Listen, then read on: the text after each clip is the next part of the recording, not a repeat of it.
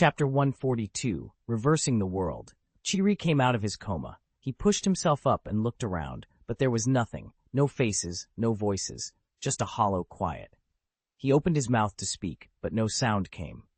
Above him loomed Giratina. Chiri looked up and smiled, his expression calm. This was the world he wanted, a world emptied of souls, a place where he could finally have the peace he'd been chasing. A walkie-talkie crackled to life beside him. He picked it up and answered in a flat, composed voice. "I've reached my ideal world. Don't look for me anymore." Then, almost casually, he set his foot down and crushed the device. At the Galaxy team base, Genshin pounded on his headset, shouting into the mic. "Chief! Chief!" He only got a busy tone in reply. Frustrated, he flung the headset down on the table. There was no confirmation that their leader was dead. That uncertainty, at least, left a sliver of hope. Bolstered by that, Genshin rallied the remaining Galaxy team members and began reorganizing them. They would lay low for the time being and wait for the leader's return. In the inverted world, Chiri sat beside Giratina, basking in the stillness he'd created. Meanwhile, in Sinnoh, Alliance forces moved quickly to clean up the wreckage and hunt down the Galaxy team's scattered remnants. The operation had yielded something, but it wasn't a clear victory. Genshin had already reorganized and hidden their key personnel. The Sinnoh Alliance had only managed to capture a few peripheral members. Otani sat in the meeting room feeling uncomfortable. He had come to help, but had nearly died in the process. Relying on resources alone, he realized, still wasn't enough to guarantee real strength. Before leaving, Otani found a chance to speak with Sharona about the supercube. When she heard what he said, Sharona immediately understood why Du's power had been increasing lately. He'd had backup all along. Without hesitation, she arranged for a year's supply of supercubes. On the trip home, Otani went over the operation in his head, tallying gains and losses. His conclusion was blunt. His own strength was the real problem. The system's knowledge was useful, but unfamiliar until it was applied in combat. The recent battle had made that painfully clear. He sighed. "It's okay, Otani," Du said, trying to reassure him. "Everyone has things they're not good at. Don't be so hard on yourself." Otani didn't feel devastated, just a little embarrassed. He'd come to help and ended up making things worse. Fortunately, Sharona had taken it in stride. She ordered a batch of supercubes, promised to inspect them personally, and swore she wouldn't leak anything. The trip to Sinnoh had not been entirely fruitless. By the next day, they were back on the farm. Otani opened the cottage and let all his Pokémon out to roam the yard. He sat in the living room and watched them in silence. "Hey!" Bulbasaur, now fully grown into Venusaur, was the first to come over and nuzzle him, as if to say it wasn't his fault. Otani smiled faintly. "Thanks, Venusaur, but this made me realize something. No matter how strong you are, if you don't have the experience to back it up, strength is only an empty shell." He lay back on the sofa and stared at the ceiling. A year. He still had a year. He couldn't shake the image from his dream, a figure whose face he couldn't quite make out. After the trip to Sinnoh, he could finally be sure. The person in the dream had been Genshin. But why would Genshin be hunting Celebi? Didn't Chiri already enter the reverse world? What did he hope to gain? Otani turned the possibilities over in his mind and stopped on another darker question. In this world, was Genshin the ace of the Galaxy team? In the world of Pokémon, Otani realized there must be a parallel world. The more he thought about it, the more plausible the idea became. In his reality, Team Galaxy was a wreck after their plan failed. Without Chiri to lead them, they couldn't pull off anything major and posed little threat to him. And yet the Jacques Engsing who had appeared in his dream had seemed devastatingly powerful, able to pierce time and space and hunt down Celebi. What troubled Otani was that Genshin hadn't actually stepped out of the vortex then. He'd acted as if he had other plans. If Otani's theory was correct, it explained that odd contradiction. In another parallel world, Team Galaxy might have succeeded, creating a new world and seizing control of Dialga and Palkia, using the twin dragons of time and space for their own ends. That would explain how Genshin could travel through time and capture Celebi. But the idea still left a knot in Otani's thoughts. Dialga and Palkia were far more powerful than Celebi, so why bother going after something comparatively small? The question gave him a headache. He pressed his temples and looked up. Bulbasaur and the others had already slipped away quietly. Otani stood at the window and watched his Pokémon training in the fields, pushing themselves harder than ever. He sighed. The biggest problem right now wasn't their stamina or their technique, it was the lack of real battles. Without actual fights, there was no way to test what they'd learned, and he hadn't come up with a good solution. Life on the farm otherwise settled back into its usual rhythm. The adventure team hadn't returned with him. They decided to stay in Sinnoh to finish what they'd started. Before they left, though, they'd asked the Pokémon to help send a postcard home, so Otani had at least received word.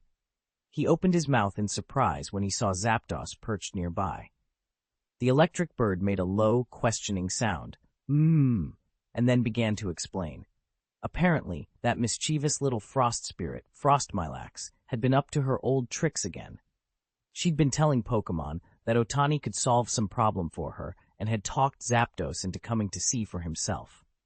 Zapdos had been living in an abandoned power station in Sinnoh and was fed up with every passing trainer trying to challenge him. When the adventure team had come through and helped scatter a group of would-be challengers, Frostmilax used the opportunity to introduce Otani and his farm as a solution. Otani listened, speechless. Of all things, that frosty little fairy was always trying to recruit Pokémon to take back to the farm. He couldn't tell whether to be grateful or annoyed. Otani suddenly remembered something. He had once told Frosty that he liked Pokémon from all over the world, but had never had the chance to see them. It had been an idle remark. It would be amazing, he'd said, to raise one of each.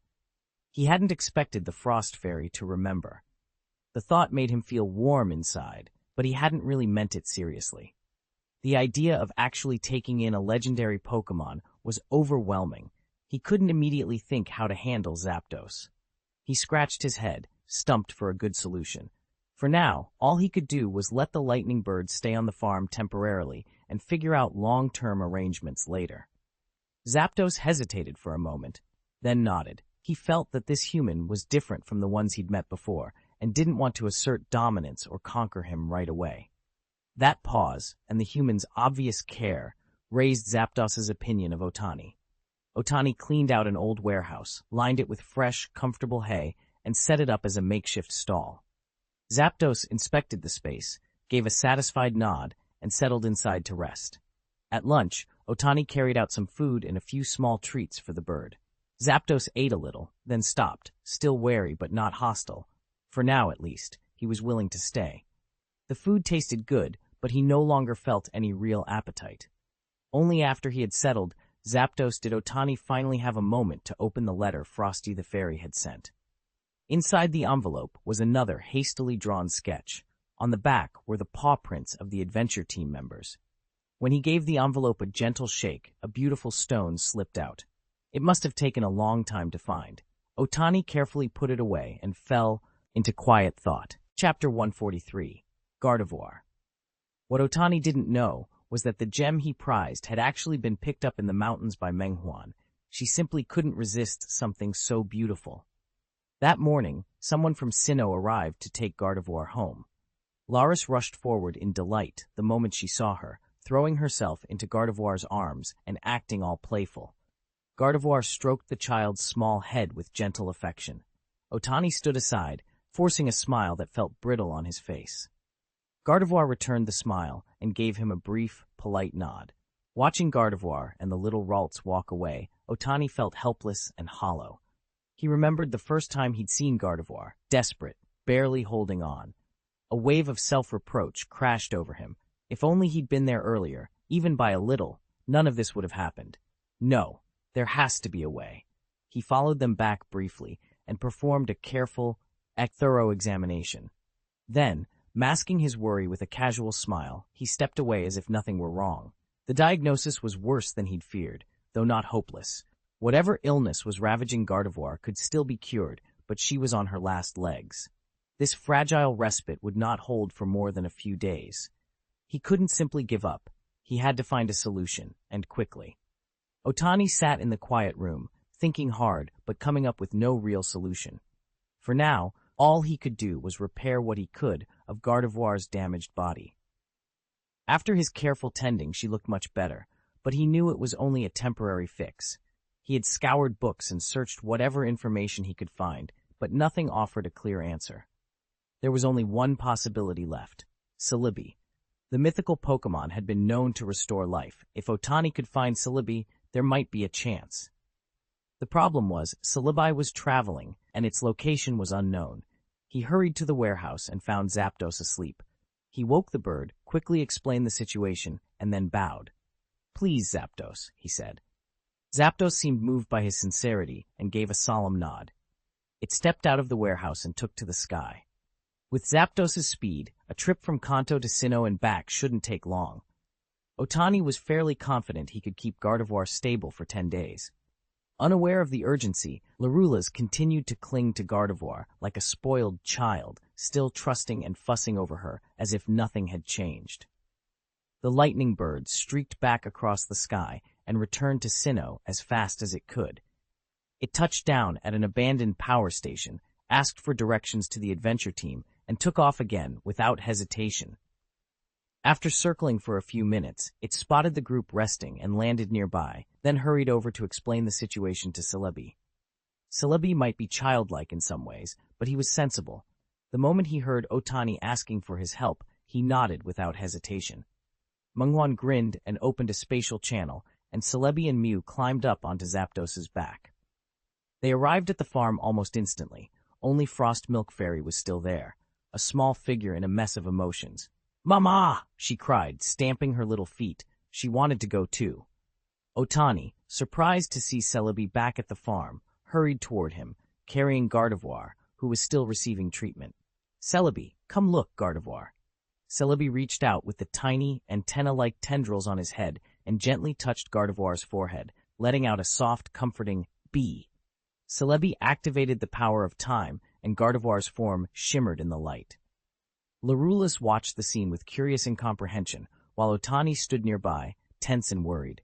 When the glow subsided and Gardevoir remained whole, relief washed over him. Celebi had succeeded. Otani finally let out a breath he hadn't realized he'd been holding. "Meow!" Mew chirped and danced happily around Gardevoir. Gardevoir stared at her own body in astonishment, then bowed deeply to Celebi, Otani, and Zapdos. She had intended to spend our remaining days quietly with her children, so she would have no regrets. But Celebi had turned back the clock and given her more time in this world. There was, however, one task she still needed to complete. After their work was done, Celebi and Mew lingered on the farm for a little while, then slipped back to Sinnoh through a shimmering time-space rift. Otani had asked them to bring back plenty of snacks, which made Frosty Milk Fairy bristle, until she saw the dim sum they returned with. The moment she saw it, her expression flipped into a huge theatrical smile. Blue Crow watched the whole exchange in silent, baffled amusement. A week passed. Gardevoir found Otani and approached him. "What is it, Gardevoir?" Otani asked. "Otani," she replied quietly, "there are some things I must do. I'll leave Larulas in your care." Gardevoir said it with a faint blush, then quickly set her features into a firmer expression. "If it's not too much trouble, could you tell me what's going on? This child is very attached to you. I'm afraid that if you disappear, he'll ask me every day where you've gone." Otani absently rubbed the bridge of his nose. "It's nothing complicated. The boy's father has been imprisoned. I have to find him and get him out." "I see." Gardevoir nodded thoughtfully. "Then I can ask Ibrahimovic to assist you. That should make things easier." Otani smiled. "Thank you. I appreciate it." Gardevoir brightened and began to explain what she knew about Larulas' father. She and Aledo had met in the wild, a cliché, she admitted, but true, love at first sight. Aledo had been on a mission given by Zhenxing when an accident left him injured and unconscious. Gardevoir found and nursed him back to health. After a month of recovery, Aledo disappeared. Later, Gardevoir discovered she was pregnant. When Zhenxing learned of the child, he tried to subdue Gardevoir. But she could sense something deeply malicious in Zhenxing's intentions and refused to submit. She had been captured and taken to a laboratory where they implanted a device to forcibly stimulate her Pokémon potential. With Aledo's help, she managed to escape. She fled to Kanto and there gave birth to a Ralts, but the experiments had taken a terrible toll on her body. The baby almost didn't survive in the womb. When the time came, Gardevoir poured the last of her strength into holding the Ralts safe. Her effort saved the child, but it left the newborn frail. Larula's could barely tolerate wind or rain. Fortunately, after treatment from Otani, Larula's recovered from those congenital weaknesses. Otani was quietly proud of his work, proof, as he liked to say, that hard work and a little iron discipline make the difference. Ever since the treatment he'd performed, his patients moved better, pains eased, and he felt confident in his methods. He also harbored a burning promise to settle accounts with Zhen Xing, the man responsible for the experiments. "Don't let me run into that man again," he thought. "I'll make him pay." Otani found Ibrahimovic in front of the television and told him everything. Ibrahimovic listened and agreed without hesitation. Soon after, Otani left the farm with Gardevoir.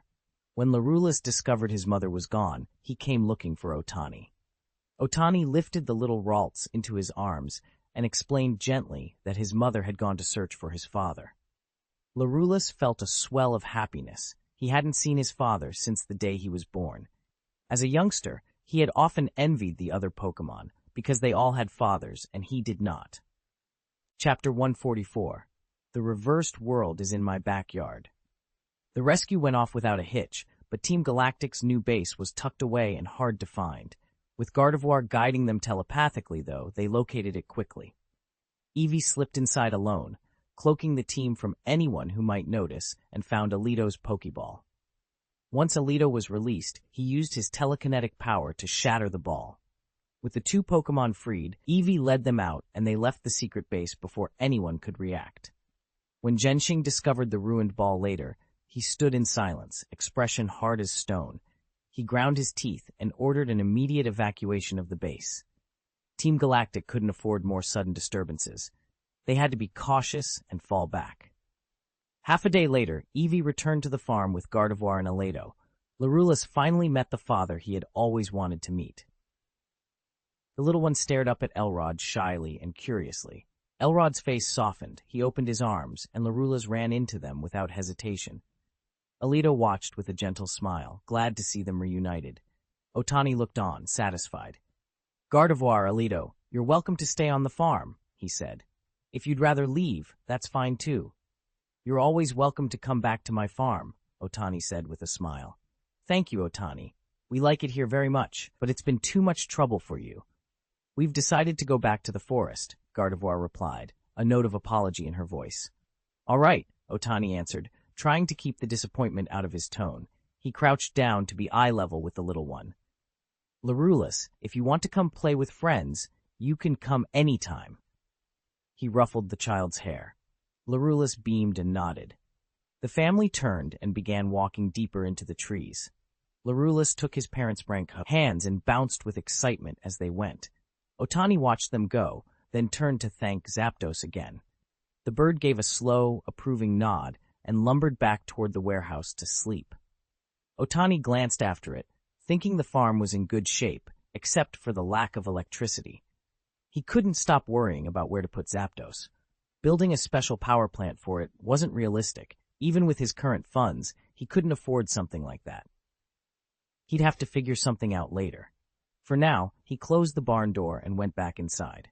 If it really didn't work out, I'll have to ask Dew to help find a place for Zapdos, Otani thought. Life on the farm settled back into its old rhythm, and Otani returned to his usual routine. After a few days of nothing much happening, he began to feel restless, and his thoughts drifted to the leaders of the various villainous organizations he'd seen. Out of all of them, only Sakaki struck him as comparatively normal. The others wanted to destroy the world or remake it from scratch. Sakaki alone was blunt and single-minded about one thing, ruling the world. What worried him was how easily those people drew followers.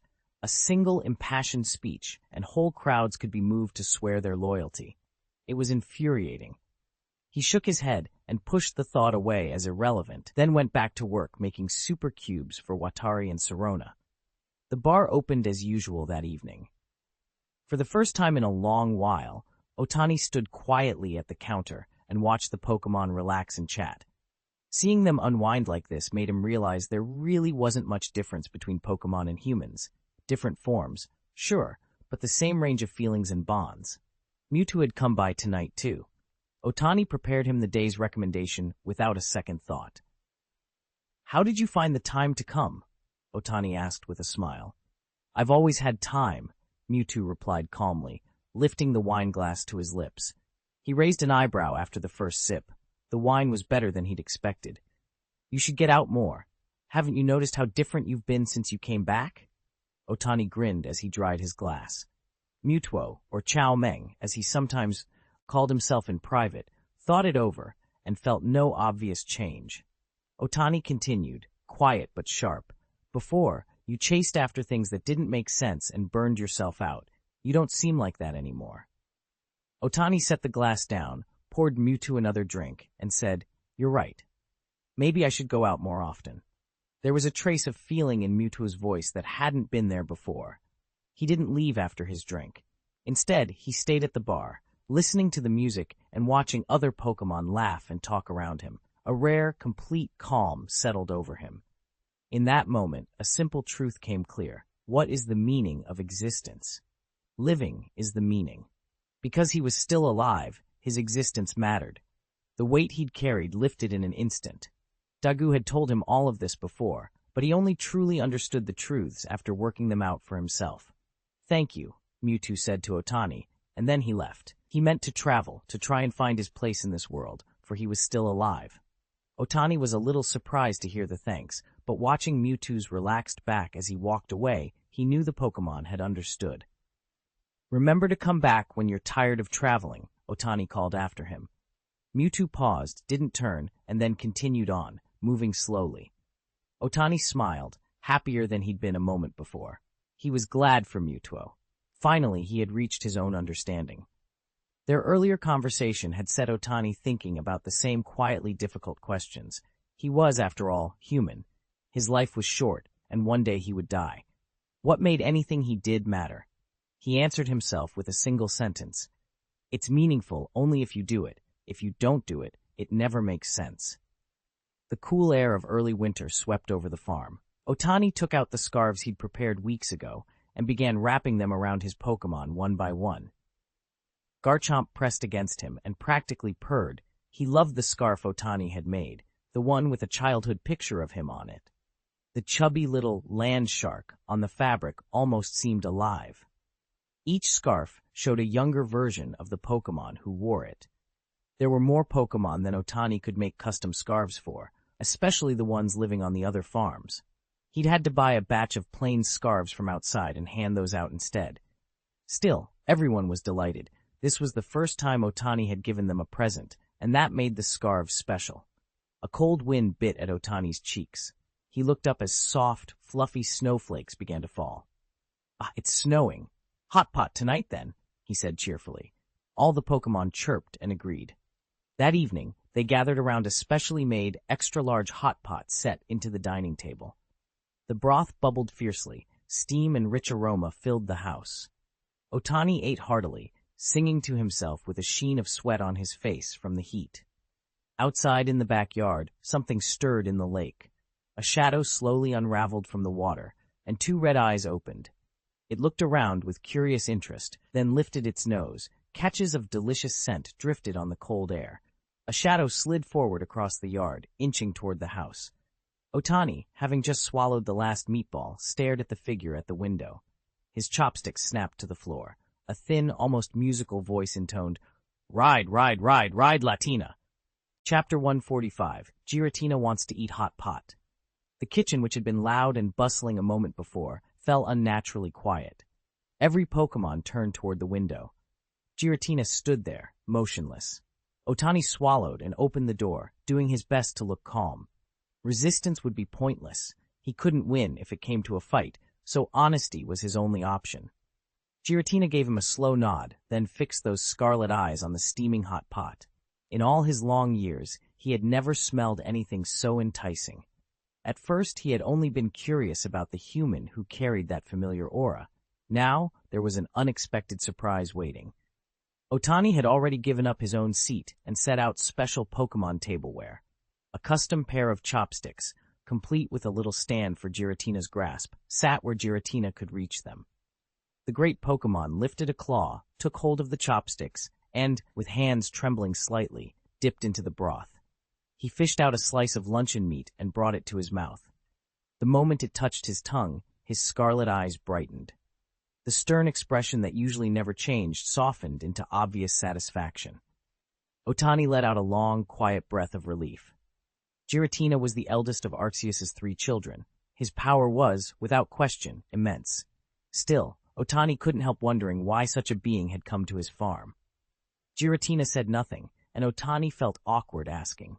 Fortunately, Huabebe broke the tension and livened the table, and the hot pot party grew cheerful again. Otani noticed that Giratina was entirely focused on his food and made no other move. He relaxed and began to watch him quietly. Up close, Giratina's presence was overwhelming, majestic and powerful in a way Otani had only felt from a distance. Giratina caught him looking, gave a brief glance down, then returned to his meal as if nothing had happened. They ate well into the night, until midnight. The gathering didn't end until Giratina was satisfied. When he finally rose and walked toward the door, he signaled with his eyes for Otani to follow. Otani waved at his Pokémon to stay calm and followed him out. Giratina lowered his head and studied Otani intently. He said nothing, then turned and left. Otani was left staring after him, completely puzzled. The next night, Giratina came back to the farm. Again, he said nothing. He simply stood there and watched Otani. Giratina, do you want to have hot pot? Otani wiped the sweat from his brow and asked, a little nervously. Giratina nodded, then spoke. Add mala and make it extra spicy. Otani blinked, then burst out laughing. All right, no problem. Extra numbing spicy it is. You'll be more than happy with this. In the living room, the enormous pot simmered like a pool of magma. The broth's rich base blended with the sharp aroma of chilies and Sichuan peppercorns, filling the air and making everyone's mouths water. As soon as Giratina sat down, the feast officially began. Giratina couldn't wait. He grabbed a slice of meat, dunked it into the boiling broth for only a few seconds, fished it out, dipped it into the sauce, and popped it into his mouth. The spices hit him all at once. A rush of heat and numbing flavor surged up into his head. Otani's face flushed bright red. Ah, so spicy, so numbing, he gasped. Even though the spice left his lips swollen and his voice muffled, Otani didn't stop eating. If it tasted that intense, he reasoned, it only meant he hadn't eaten enough yet. The solution in his mind was simple. Eat more. Most of the other Pokémon couldn't stomach more than a bite, but luckily Otani had prepared plenty of staples to go with it. Rice, noodles, little dumplings, whatever anyone needed. Giratina, though, just kept piling food on his plate, chewing contentedly and nodding with every bite. Yesterday wasn't nearly this good, he murmured between mouthfuls. This is delicious. I haven't been this excited in a long, long time.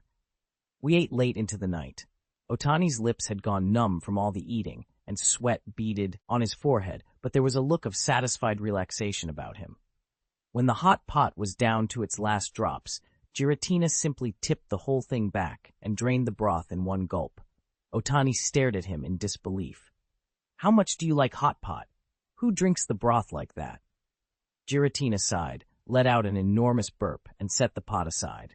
We left the farm at a leisurely pace and slipped back into the distortion world. He came again the next day, and the day after that. By the third visit, Otani was at his limit, but he didn't dare complain. No matter how good hot pot was, you couldn't eat it every single day. Unfortunately, Giratina was the boss here. Day 4, Day 5, and then a week had gone by. Otani, worn out, eventually just stopped fighting it. Giratina usually left on his own after eating, so I stopped hovering and just left the door open for him. I'd pick up the mess in the morning. I can't stand staying up late. I have a strict routine, so when it's my bedtime, I shut off my phone and go to sleep. If he came later, that was fine. I didn't wait up. Over the next week, Giratina sampled almost every variation of my hot pot. Spicy, mild, mushroom-heavy, seafood. He tried them all, and finally one night we had a meal that felt truly satisfying. The next night he came again, but instead of sitting down to eat, he placed a small, pure black stone on the table. He lingered for a moment, then turned and left slowly. I picked the stone up and studied it. At first it looked like an ordinary rock, but nobody gives you a random stone like that for no reason. I put it away carefully. I'd already prepared the hot pot for the evening, and I hate wasting food, so I ate it with my Pokémon. After that, though, the memory stuck with me in a way I didn't expect. For the next 6 months, the smell of hot pot made me feel sick. I couldn't bring myself to eat it. The thought alone made me want to vomit. I don't imagine anyone could stand the same meal night after night like that. Since then, Giratina kept coming by from time to time, but he never touched the hot pot again. He would eat everything else I offered. I threw myself into cooking for him, using every skill I had, pulling out recipes from my previous life and preparing dishes from all 8 major cuisines I knew. Whatever pleased him, I would make. All that was missing was a proper feast. They had come out to the farm to eat and drink whenever they had time, and Dew had enjoyed himself thoroughly. The moment Charizard saw Giratina, its fighting spirit flared. Dew couldn't help smiling. "Giratina, want to spar?" he called, excited. Giratina, who had just finished eating, glanced down at Watari and Charizard with sudden interest and gave a slow, deliberate nod. It was a good time for a little exercise after a meal. They moved out to the outdoor arena and faced off. Charizard struck first. Giratina took the attack with obvious ease and then sent a casual counter. Even that effortless reply was more than Charizard could handle. Dew's face went serious. This was the strength of a legendary Pokémon. In his mind, Kyogre and Groudon suddenly felt less daunting. After a short while, Giratina decided it had had enough. With a single, precise Shadow Sneak, it ended the fight. Charizard hit the ground, spent and unable to continue. Otani, who had watched the whole match, had already formed an impression. Giratina was probably not even using its full power. Still, it was impressive that Charizard had pushed as far as it had. His strength was already on the level of a weaker third-tier divine beast, roughly comparable to Sharona's Garchomp. In the Pokémon world, the legendary and divine beings are ranked roughly like this. Genesis. Arceus stands alone at the top. Space class, Giratina, antimatter, Dialga, time, and Palkia, space, forces that govern the fabric of reality. World class, Mew, the origin of Pokémon genes and the founder of the Pokémon world. First-level gods, the great elemental titans, the Wind King, Lugia, Groudon, Kyogre, and Rayquaza occupy the next tier. Regional guardians, the many local guardian beasts, the so-called mythical guardians that watch over particular areas, such as the Navy Thunder God and the Yan Emperor, are considered second-level gods. There are also unusually positioned second-level gods, like the God of Dreams and the God of Nightmares. The Nightmare God in particular excels in direct combat, and in certain respects can rival even beings like Dialga and Palkia. Below them are third-level gods, for example, the Eon duo, Latios and Latias, sometimes called the Jet Brothers. They act as guardians of a city or region and don't fit neatly into a single rank. Their placement is ambiguous. If one insisted on classifying everything, most of these protecting spirits would fall at level 2 or above and be grouped according to the rules or domains they command.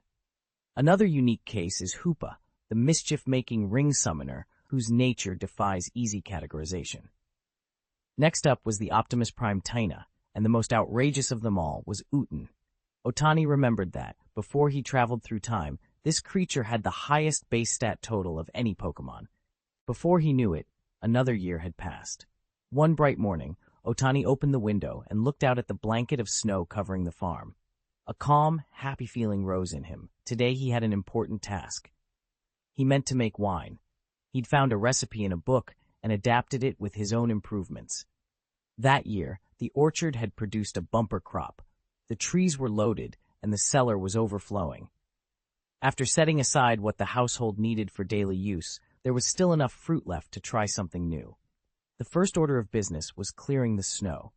With the help of every Pokémon on the farm, the work was finished in an hour.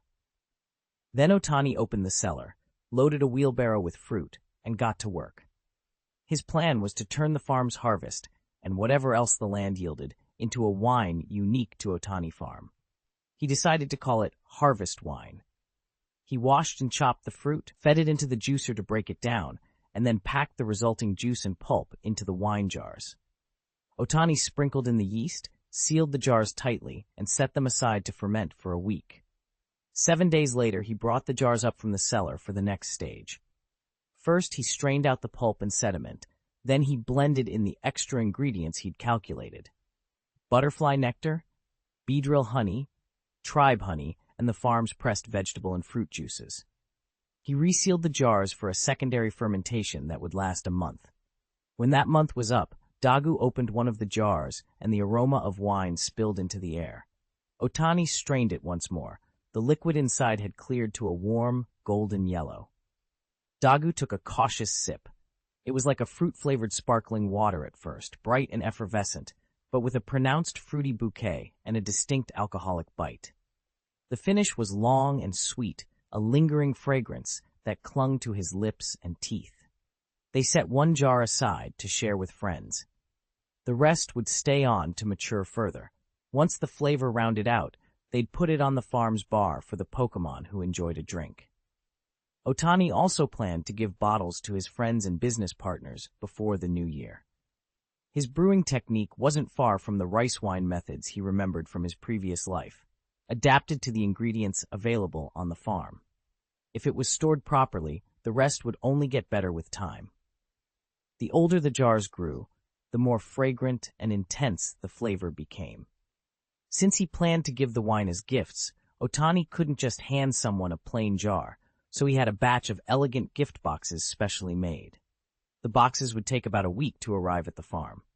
Otani ran the schedule through his head and decided they'd still make it in time, but getting the finished packages to their recipients would be tricky.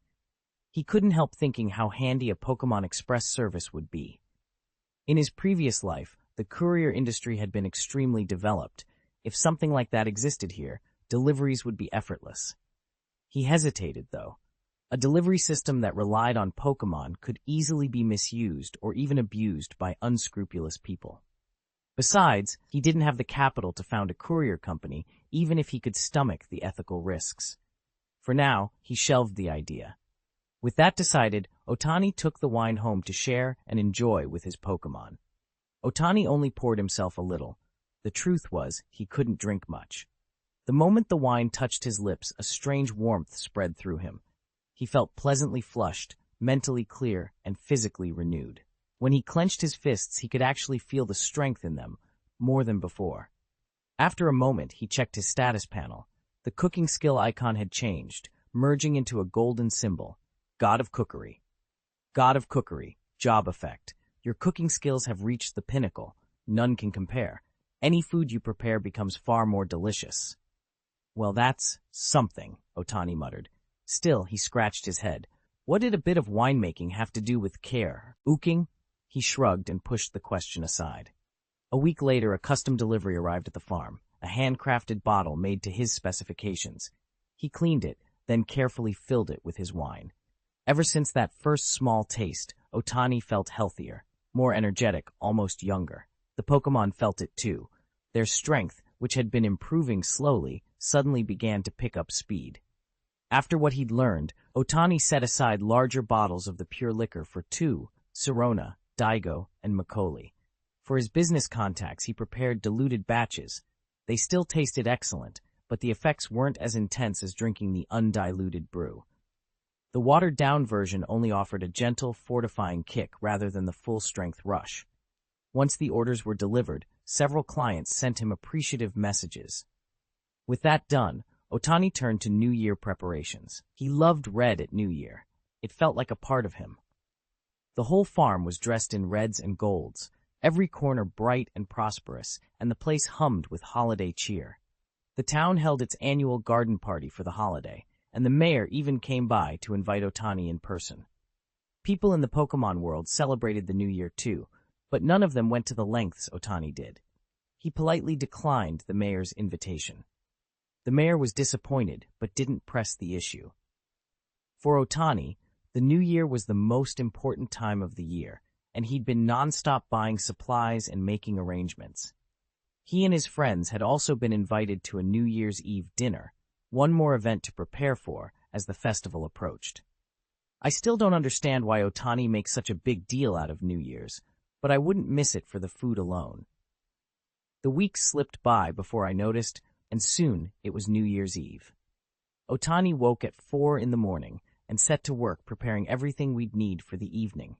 By the end of the long day, I was exhausted, but a single glass of fruit wine revived me, enough to keep going and help with the last tasks. In the evening, Du and his friends arrived, and Grandpa Fumin came with his own guests. Xiaofei put on the outfit Otani had carefully sewn for her and looked as adorable as a Lucky Charm. Even Otani, who's usually a little slow about things, had managed to finish another set. The red jacket with a festive cap made her look lively instead of dull. Everything seemed to make Otani happy tonight. When dinner was ready, Otani rushed between the kitchen and the table while platters were brought out and everyone tucked in. As forks and chopsticks moved, the same thought crossed all our minds. Otani's cooking had gotten even better. Once the last dish was served, Otani finally sat down with us and joined in. The room was warm with laughter and contentment. Otani pulled the red envelope he had set aside long ago and slipped it into Xiaofei's hand. Xiaofei took it with a smile and tucked it carefully into her pocket. Then, grinning, she turned to the others and went around with a cheerful, Gong Shifakai, Happy New Year, asking for red envelopes one by one. Everyone laughed and took out envelopes, handing them to her. In the end, though, Xiaofei only got to keep one. The rest were taken by Grandma Shizi. Xiaofei cried for a long time, clutching the single envelope to her chest and refusing to let go even when she finally fell asleep. Late into the night, the guests dispersed. People in the Pokémon world didn't tend to stay up all night. Otani sat alone in the living room with Ibrahimovic in his lap, silently counting down in his head. 10, 9, 8, 3, 1. Happy New Year, he whispered. He reached out and stroked Ibrahimovic's head. Happy New Year to you too, Ibrahimovic. Ibrahimovic yawned, nuzzled Otani's hand, and curled up on his belly to sleep. Chapter 147, A Journey to a Reversed World. Early that morning, Giratina appeared at Otani's farm without warning. Otani blinked in surprise, planting his shovel in the soil and reaching for the towel slung around his neck to wipe the sweat from his brow. He listened as Giratina's voice filled his mind. I've come to invite you to the reverse world. Also, make a hot pot for me. I'm craving it. Otani stared, baffled. He lowered the towel and forced a smile. Giratina, you could just eat hot pot here at the farm. No need to go through all that trouble. Giratina shook his massive head, and the thought returned, firm and unmistakable. The trip to the reverse world was necessary. Then we'll have the hot pot when we get back. We can eat it right here on the farm. Otani watched the creature nod decisively and couldn't help rolling his eyes inwardly. Clearly, the hot pot was the real motive. The visit to the reverse world felt like an afterthought. They packed quickly. Otani picked up Ibrahimovic, carried him out to the backyard, and together with Giratina, they plunged into the lake. For an instant, everything went foul, sound flattened, colors blurred, and Otani felt as if he'd lost all sense of where his body ended and the world began.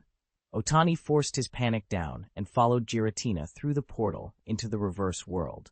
Dilapidated buildings floated in the gray-purple sky, one after another, broken and drifting. Up close, their styles varied, but they were unmistakably human architecture. Giratina didn't answer. Instead, it lowered itself and gestured for Otani to climb onto its back. Once Otani was seated, it streaked across the reverse world. From that vantage, he watched pocket worlds crumble and burn, small civilizations collapsing like paper in a storm.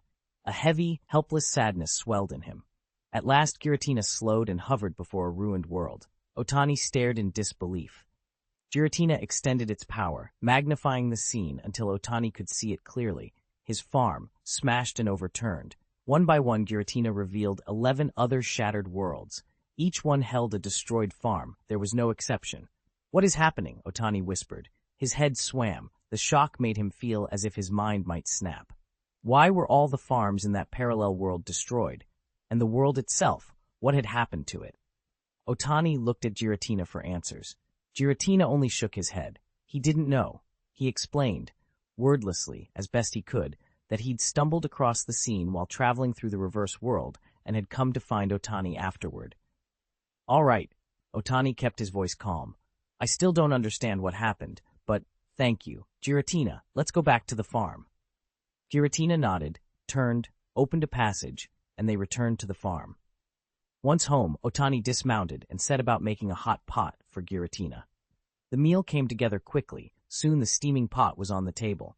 Otani sank onto the sofa and let his thoughts run over the morning's discoveries. Ibrahimovic had been there for everything and watched the whole time, worry written across his face. Otani noticed and gave him a small, reassuring smile. "It's okay, Ibrahimovic," he said.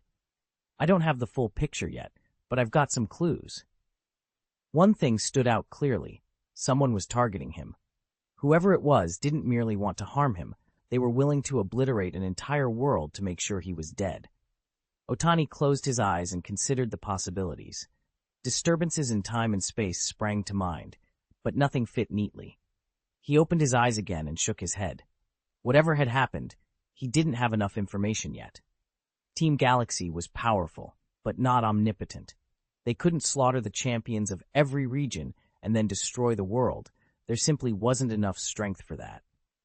If the twin dragons of time and space hadn't been summoned the last time, Sharona by herself could have wiped Team Galaxy out. That left one ugly question. Who was behind it? And why were they so desperate to kill at any cost? Otani kept turning the problem over in his head. These shadow organizations were unhinged. Their motives made no sense to anyone with ordinary reasoning. Otani felt his way of thinking set him apart from everyone else.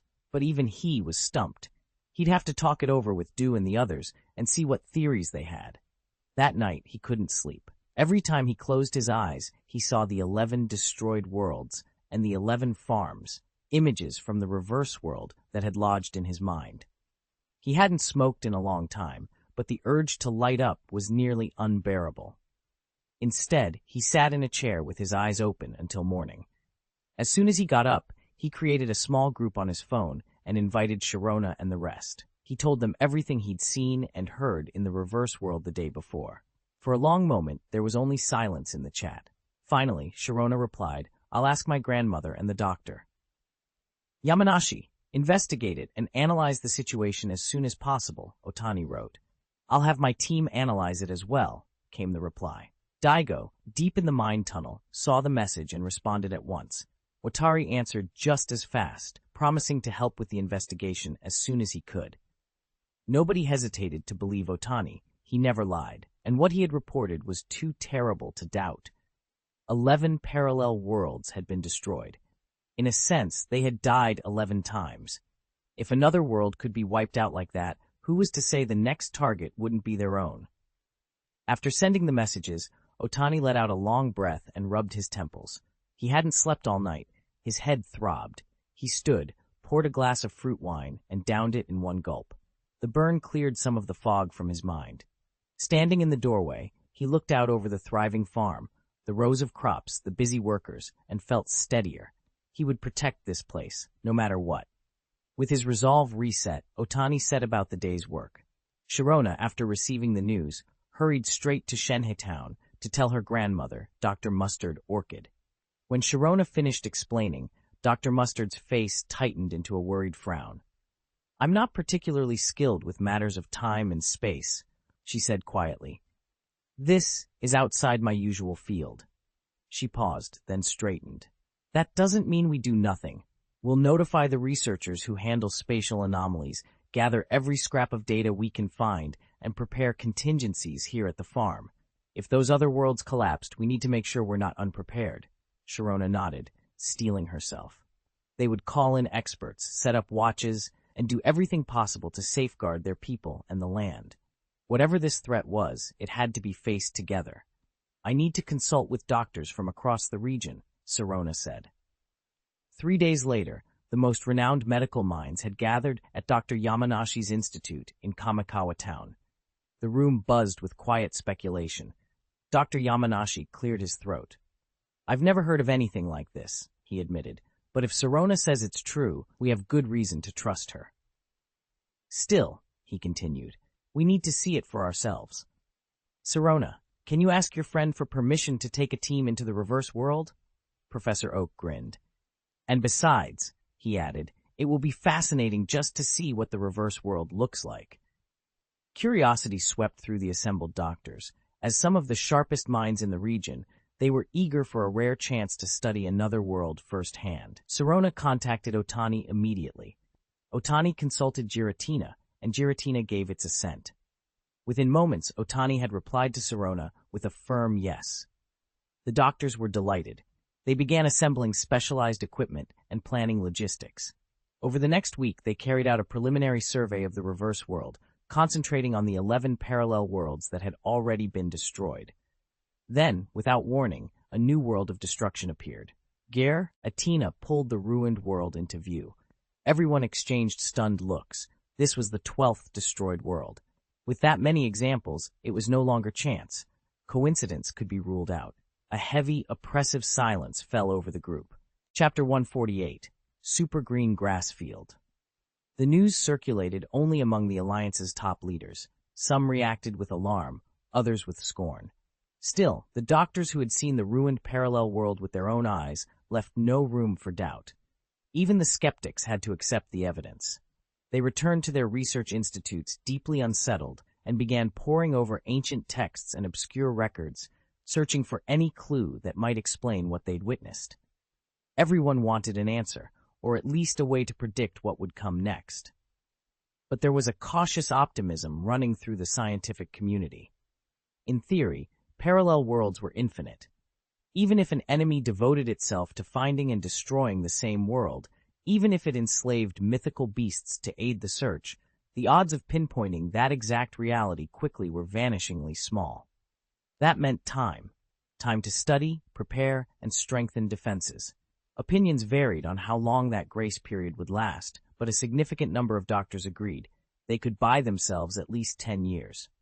Otani, however, offered no help with the politics or the research. He said there was no use fretting over possibilities you couldn't control. The only sensible response, he insisted, was to get stronger. From then on, whenever Du had any free time, Otani dragged him into training. It wasn't consolation so much as a plan, preparation over panic, muscle and skill instead of fear. Fighting against masters makes you improve fast. Otani felt that he'd learned more in a few minutes than he had in weeks. His Bulbasaur, now a Venusaur after the last battle, had finally made a real breakthrough. The fight had only just ended when energy began to surge through Venusaur's body. It closed its eyes and sank into a deep, perceptive state. Otani and Watari stepped back and watched in silence. The ever-present green grass field around the farm seemed to shrink inward, all of its vitality gathering around Venusaur. A coat of green energy wrapped the giant Pokémon. Because the field's energy was being drawn inward, the crops on the farm felt the pull. They weren't ruined, but the plants showed a clear sluggishness as their nutrients were redirected. An hour passed in this tense quiet. Then Venusaur opened its eyes and unleashed a sudden burst of power. The farm filled again with the green grass field's influence, but this time Otani could feel it in his own body, his wounds and fatigue mending faster than before. Venusaur began to move its vines. It had long been able to shape its vine whips into different tools, the hammer form, for example, by channeling natural energy. Now it tried something entirely new. 2 vine whips braided together, their green light coalescing and lengthening until they formed a single massive blade, a luminous green holy sword. The sight of it struck everyone with a physical, heart-stopping awe. Otani lunged to stop it, but it was already too late. The sacred blade came down and gouged a massive scar in the earth. A column of sword energy shot up more than 2 meters high, and that was while Venusaur was holding back. If it had unleashed its full power, the blast might have reached all the way into the forest. The force of the strike split the clearing in 2. Watari and Otani stared in stunned silence. Otani's mouth had been hanging open so long it went dry. He swallowed and forced himself to focus on the panting Bulbasaur. There was something different about him now. Bulbasaur lay breathing hard for a long time before he began to recover. Otani hurried over and checked him. Aside from heavy breathing and obvious exhaustion, he seemed all right. Pulling a super cube from his bag, Otani fed it to Bulbasaur. He gulped it down in one motion and, helped by the lush green grass beneath him, recovered much more quickly. That move just now, Du blinked and sat up, still trying to shake off the shock. Bulbasaur scratched the back of his head and gave an embarrassed little grin. "Ah, nothing special," he muttered. Otani, listening closely, nodded as he put the pieces together. What Venusaur had just done was devastatingly powerful, but it wasn't without cost. The technique required a long, careful charge. You could shorten the build-up with practice, but it would always take longer than an ordinary attack. More important, after using it, the user was left completely spent, unable to move for a while and overall much weaker. If she pushed the attack to full power, the strength boost would be enormous, but Venusaur would be exhausted for the entire day.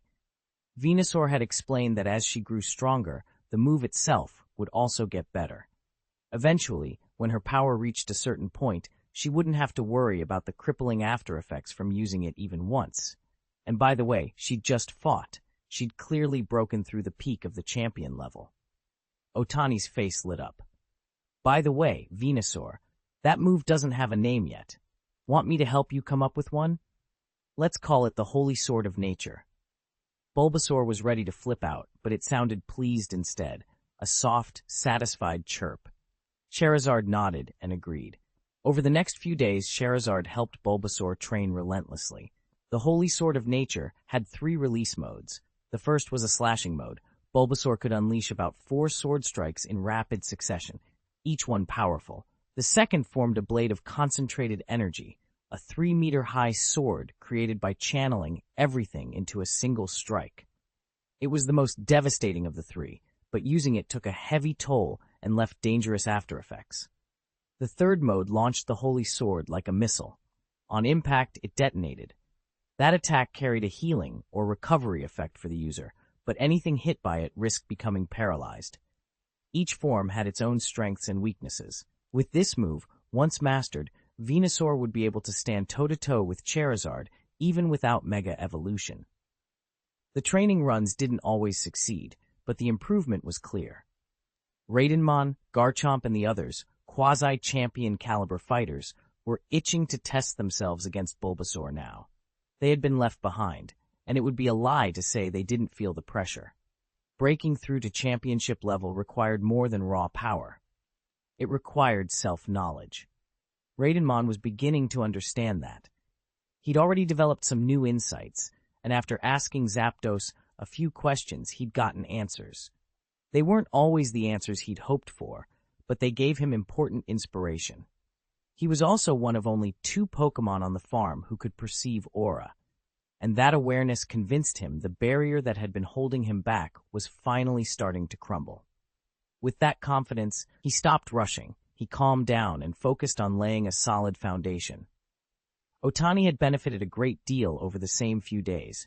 He'd learned, above all, that true strength comes through real combat.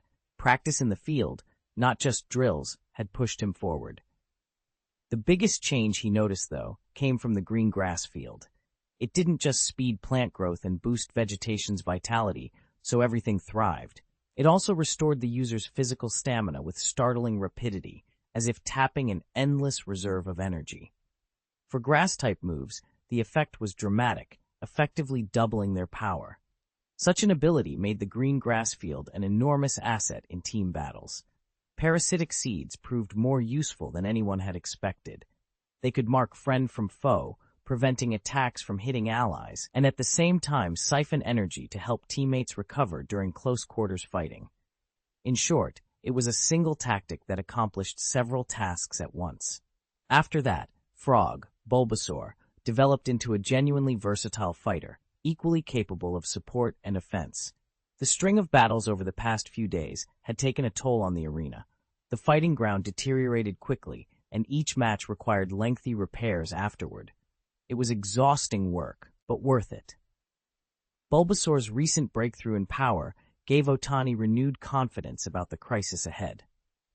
Raidenmon also surged forward during the fights, breaking through to champion-level strength. Its electric field could now be sustained constantly, much like Venusaur's terrain effect.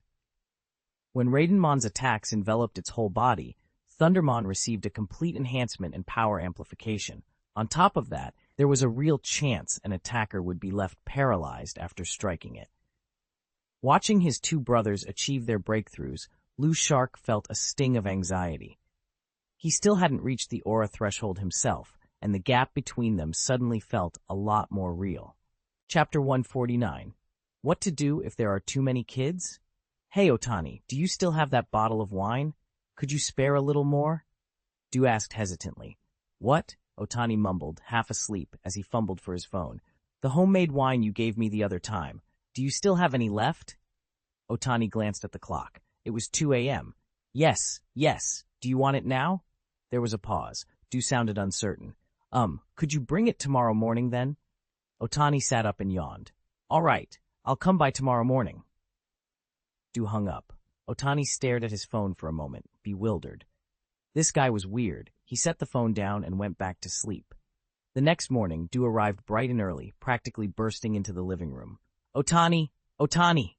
Otani leaned over the second-floor railing, toothbrush in his mouth. What's wrong? Why are you in such a hurry? It's nothing. You go wash up first, Du blurted, a little jumpy. He forced himself to calm down and sank onto the sofa. The housekeeper brought over tea. Libe poked his head up on the table and peered at Du with curious eyes. Otani hurried to freshen up, then came down and sat across from Du with a tray of breakfast. He regarded him, waiting. So what is it? Why are you in such a hurry? Otani asked around a bite of fried egg. Otani, can you give me another jar of that wine? I'll pay for it, Watari said. Du replied seriously. I can just give you a jar. The ingredients are ready, and I can make more later. Watari blinked, surprised. Otani, don't you know what this stuff does? I know roughly. It repairs damage to the body and can, to some extent, prolong life. Otani looked at him with a displeased frown. Then why are you trying to buy it off me? Didn't I already give you a set? I can make these whenever I want. There's nothing miraculous about them. They won't make you immortal. At best, they'll lengthen your life a little, and only if you take them regularly over a long time. Du held up a hand. Here's the thing. I took the sample you gave me and gave it to an elder, my Charizard ancestor. After he drank it, his condition improved dramatically. The family expected him to pass away by the end of the year, but the wine extended his life and his health got a lot better. This is important to us, and dangerous for you. Why didn't you give this wine to more people? Watari asked, voice tight with worry. I did send samples, Du answered. Sirona, Daigo, Mikoli, you and a few business partners all got some, but the ones they received were diluted. You were the only person who got the undiluted original. He cleared his plate, then downed the moo-moo fresh milk in one long gulp. Good, he said. Watari let out a slow breath. This has to stay absolutely secret. You can't send out the original liquor anymore. If you have to send it, it must be diluted. The elders in the family have found out that the ancestor has recovered. I told him this had to be kept completely quiet, and he agreed. For now, only a very small circle can know what your wine does. I need to tell Sirona and the others, Watari added. Du pulled out his phone and quickly messaged Sirona and the rest. He only relaxed when clear replies came back. Otani scratched his head. Isn't that a little extreme, Du? Extreme? Du said. Not at all. The effect of your wine is even stronger than you said. It's ridiculous, Du said, scowling. I know the old ancestor better than anyone. He was on his deathbed. After he drank your wine, he recovered almost immediately. I went to see him before I came out. He's moving around freely now, no pain at all. He's in far better shape than even right after he drank it. This isn't wine. It's a miracle. If word of this gets out, you're finished. Otani frowned and stared at the profession panel hovering in front of him, the golden god of cookery. The description read that any ingredients processed by the owner of that profession become far more delicious. Could that be why the wine was so potent? He blinked. Is it because use of this? That seems extreme. Just handling the ingredients makes them come alive. He felt a sudden rush of relief. When he had delivered the bottle, he'd been extremely careful, thankfully. But when I drank some myself, it didn't feel nearly as strong as you're saying, Otani added, sounding puzzled. Du was taken aback.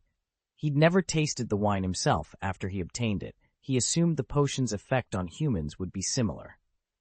Otani opened the wine cabinet, took out a bottle of the harvest wine, and poured a glass for Du. Du took the glass in hand, hesitating for only a second.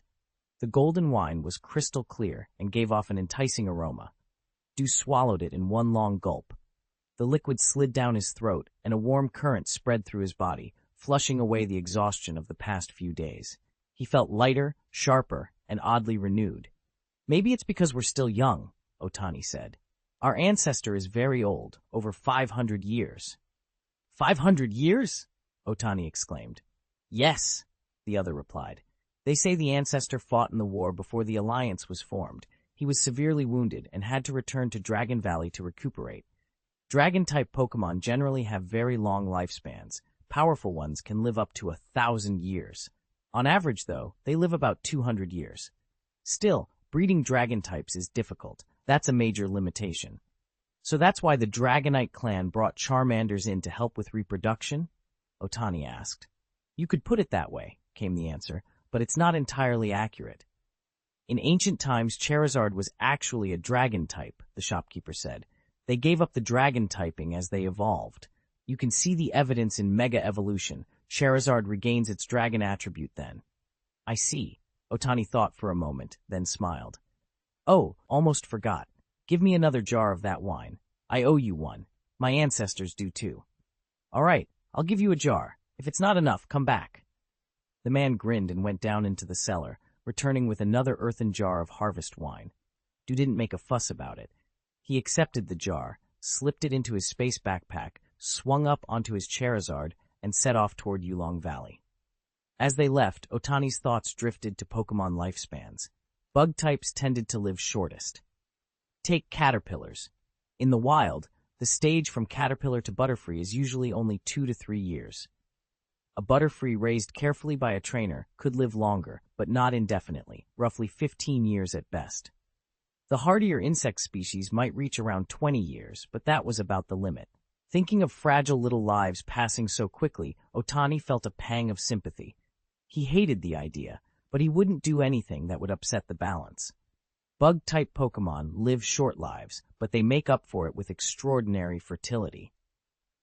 On Otani Farm, the butterfree rarely lived beyond a year.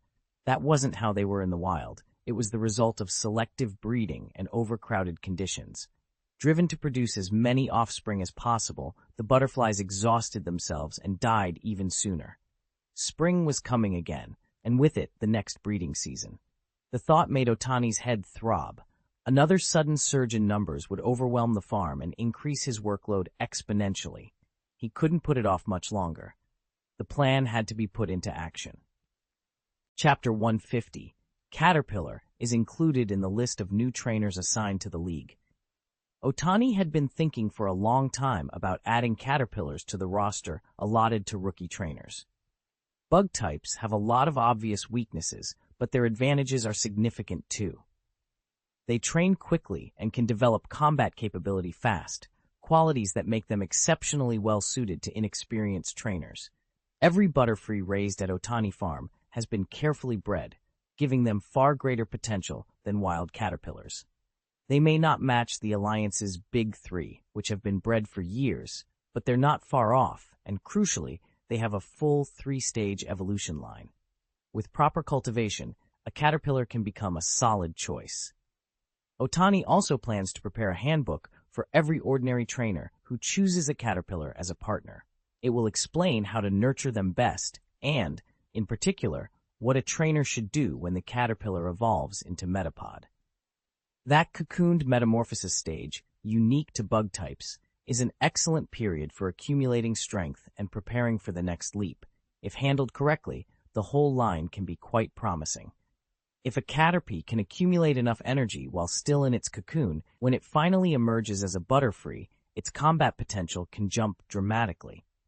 Its moveset, endurance, and overall qualifications improve in ways other species simply don't display, a quirk unique to certain bug types and the key to their metamorphic leap in battle. Otani had already raised the issue with President Damaranch. The president agreed in principle. His only reservation was whether rookie trainers would actually choose Caterpie as their first Pokémon. That was a fair concern. The league only hands out a limited number of starter spots each year. If other newcomers wanted a starter, they either had to wait for the next allotment or enroll at the Pokémon Academy and compete for one. Otani had thought that through as well. Given the same Pokédex entry and a breeding guide, he was confident enough new trainers would pick Caterpie to make the experiment worthwhile. With those resources, some proportion of rookies would see the potential and select it as their starter. I picked up the phone and called President Damaranch. After a short discussion, he said, "If you're determined, I'll authorize it. We'll run a 1-year trial. The Alliance will pay a flat rate in Alliance coins per Pokémon purchased, but the funds won't be handed to you directly." He explained the reason.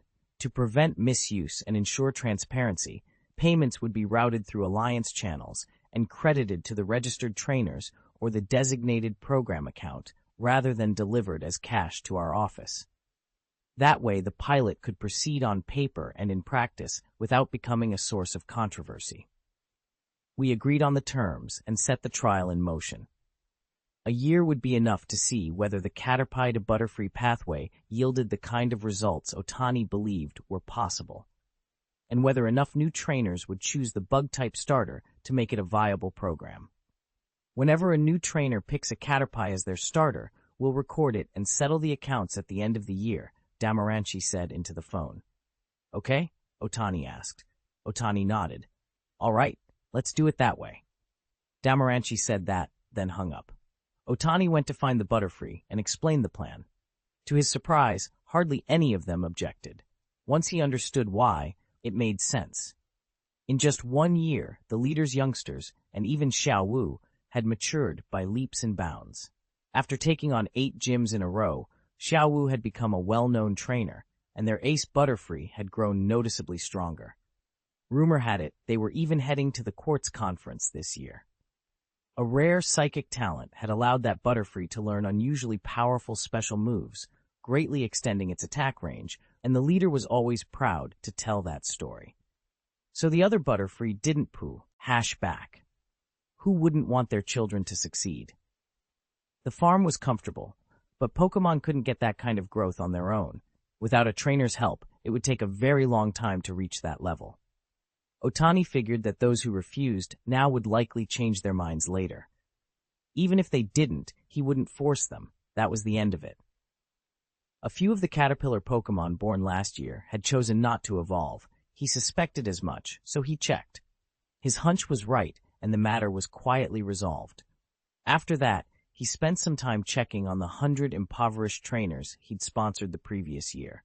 The results were gratifying.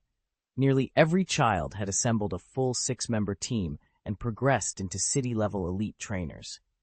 Xiao Wu stood out as the most impressive of the lot, and a girl named Xiao Xing, who had managed to catch the unusual Swimsring weasel, had already collected 7 badges. All in all, Otani's decision to support poor trainers had been vindicated. Combined with the extra cubes he'd given out earlier, his actions had shut down most of the complaints from the noble families. If he repeated the program, they would probably look the other way. After all, much of the Pokémon world's economy revolves around trainers and their Pokémon. The spending power of ordinary trainers wasn't as great as that of the direct descendants, but if their numbers grew, it would add up to something significant. Once that happened, the powerful factions would become even more protective of them. Anyone who tried to suppress the trend would be a fool. It looked like an open conspiracy between Otani and President Damaranch. People were being softened up slowly, like frogs in simmering water. By the time they realized what had been taken from them, they couldn't walk away from such a vast market. It had been a while since the Spring Festival, and the air still carried a chill. Otani noticed that Giratina hadn't come to see him in some time, and he missed the way the legendary Pokémon used to wolf down his favorite hot pot. He began to wonder what had occupied his mysterious guest. They had no idea that, at that very moment, Giratina was pacing and roaring in fury inside the reverse world. For reasons unknown, Dialga and Palkia had started fighting again. The shockwaves from their clash were destabilizing the reverse world, and Giratina, already short-tempered and fiercely protective, had snapped. He rounded them up one by one and gave both of his troublesome brothers a brutal punishment. Giratina still wasn't satisfied. He hunted Dialga across the world, and whenever he caught him, he beat him, sometimes even dragging him into the distortion world for another round. Palkia kept out of it, retreating to his own space. "It's not that I don't want to help," Palkia told Dialga, but the two of us together still can't beat Giratina. You'll have to take the brunt of it for a while. Dialga felt horribly wronged. He couldn't win, and he couldn't run. At one point, Shemi was accidentally pulled into the distortion world as well, but he managed to get out by using Seed Flash. Once they were both free, Dialga rushed back to his territory as fast as he could. Before he fled, he managed to land a shot, an electromagnetic blast, on Giratina that left the ancient Pokémon paralyzed long enough to watch Dialga disappear. When Giratina recovered, he glared in the direction Dialga had gone and slammed shut the gateway to the distortion world. Hina and Kibin, who had been rushing toward the disturbance, let out a collective breath of relief. Hina scooped up Shemi and asked, "Are you all right?" Shemi shook his head once to say he was fine, then frowned. That was weird. Why were Dialga and Giratina fighting? At one point, Giratina had even chased down Dialga and fought him. After tirelessly working in the reverse world for a long time, he finally dispelled the last of the black, poisonous miasma, the fog that had formed there because of Dialga and Palkia's battle. That was the main reason for his fury, but he told himself he needed a break. No, first I'm getting Hot Pot to cool off. Next time I see those two, they'll get what's coming. With that, Giratina opened a portal and stepped back onto Otani's farm, unaware that, at the same moment, a group of figures had quietly slipped into the reverse world. Chapter 151. Caterpillars are small and cute. On the farm, Otani was busy sorting through the latest batch of caterpillars. He held the printed data in his hands and couldn't stop smiling. All the resources they'd poured in this year were paying off. Nearly every caterpillar met the minimum standards they'd set. Even better, thanks to the excellent genetics of the parents, most of the offspring had inherited their traits cleanly. For some reason, the Butterfree line at Otani Farm showed an unusually high incidence of supernatural abilities. Perhaps the parents' leadership auras had subtly influenced their young. Whatever the cause, it was good news. In the wild, Butterfree with special powers are highly sought after. Otani had already submitted his findings to the major research institutes across Kanto. Their replies came back quickly and favorably. Damarange had been invaluable in opening those doors. Connections mattered, but approval still couldn't be taken for granted. Even the Alliance president would have to defer to the judgment of the region's top scholars. If those institutes refused to back the plan, it would be nearly impossible to implement. After receiving the replies, Dr. Otani had sent a green caterpillar to each of the major research institutes for independent verification. The labs would run their tests, and if the data Otani provided proved authentic, return both the specimen and their reports. He had been tied up with that work since the start of the new year, and finally the first set of results had come in, from the Big Wood Research Institute. Dr. Otani leaned over the examination table with a gentle smile and chatted to the little caterpillar as the nearby researchers unpacked instruments and began recording measurements. They ran scans, noted vital signs, and logged physical data. The green caterpillar didn't shy away. It peered around the lab with steady curiosity.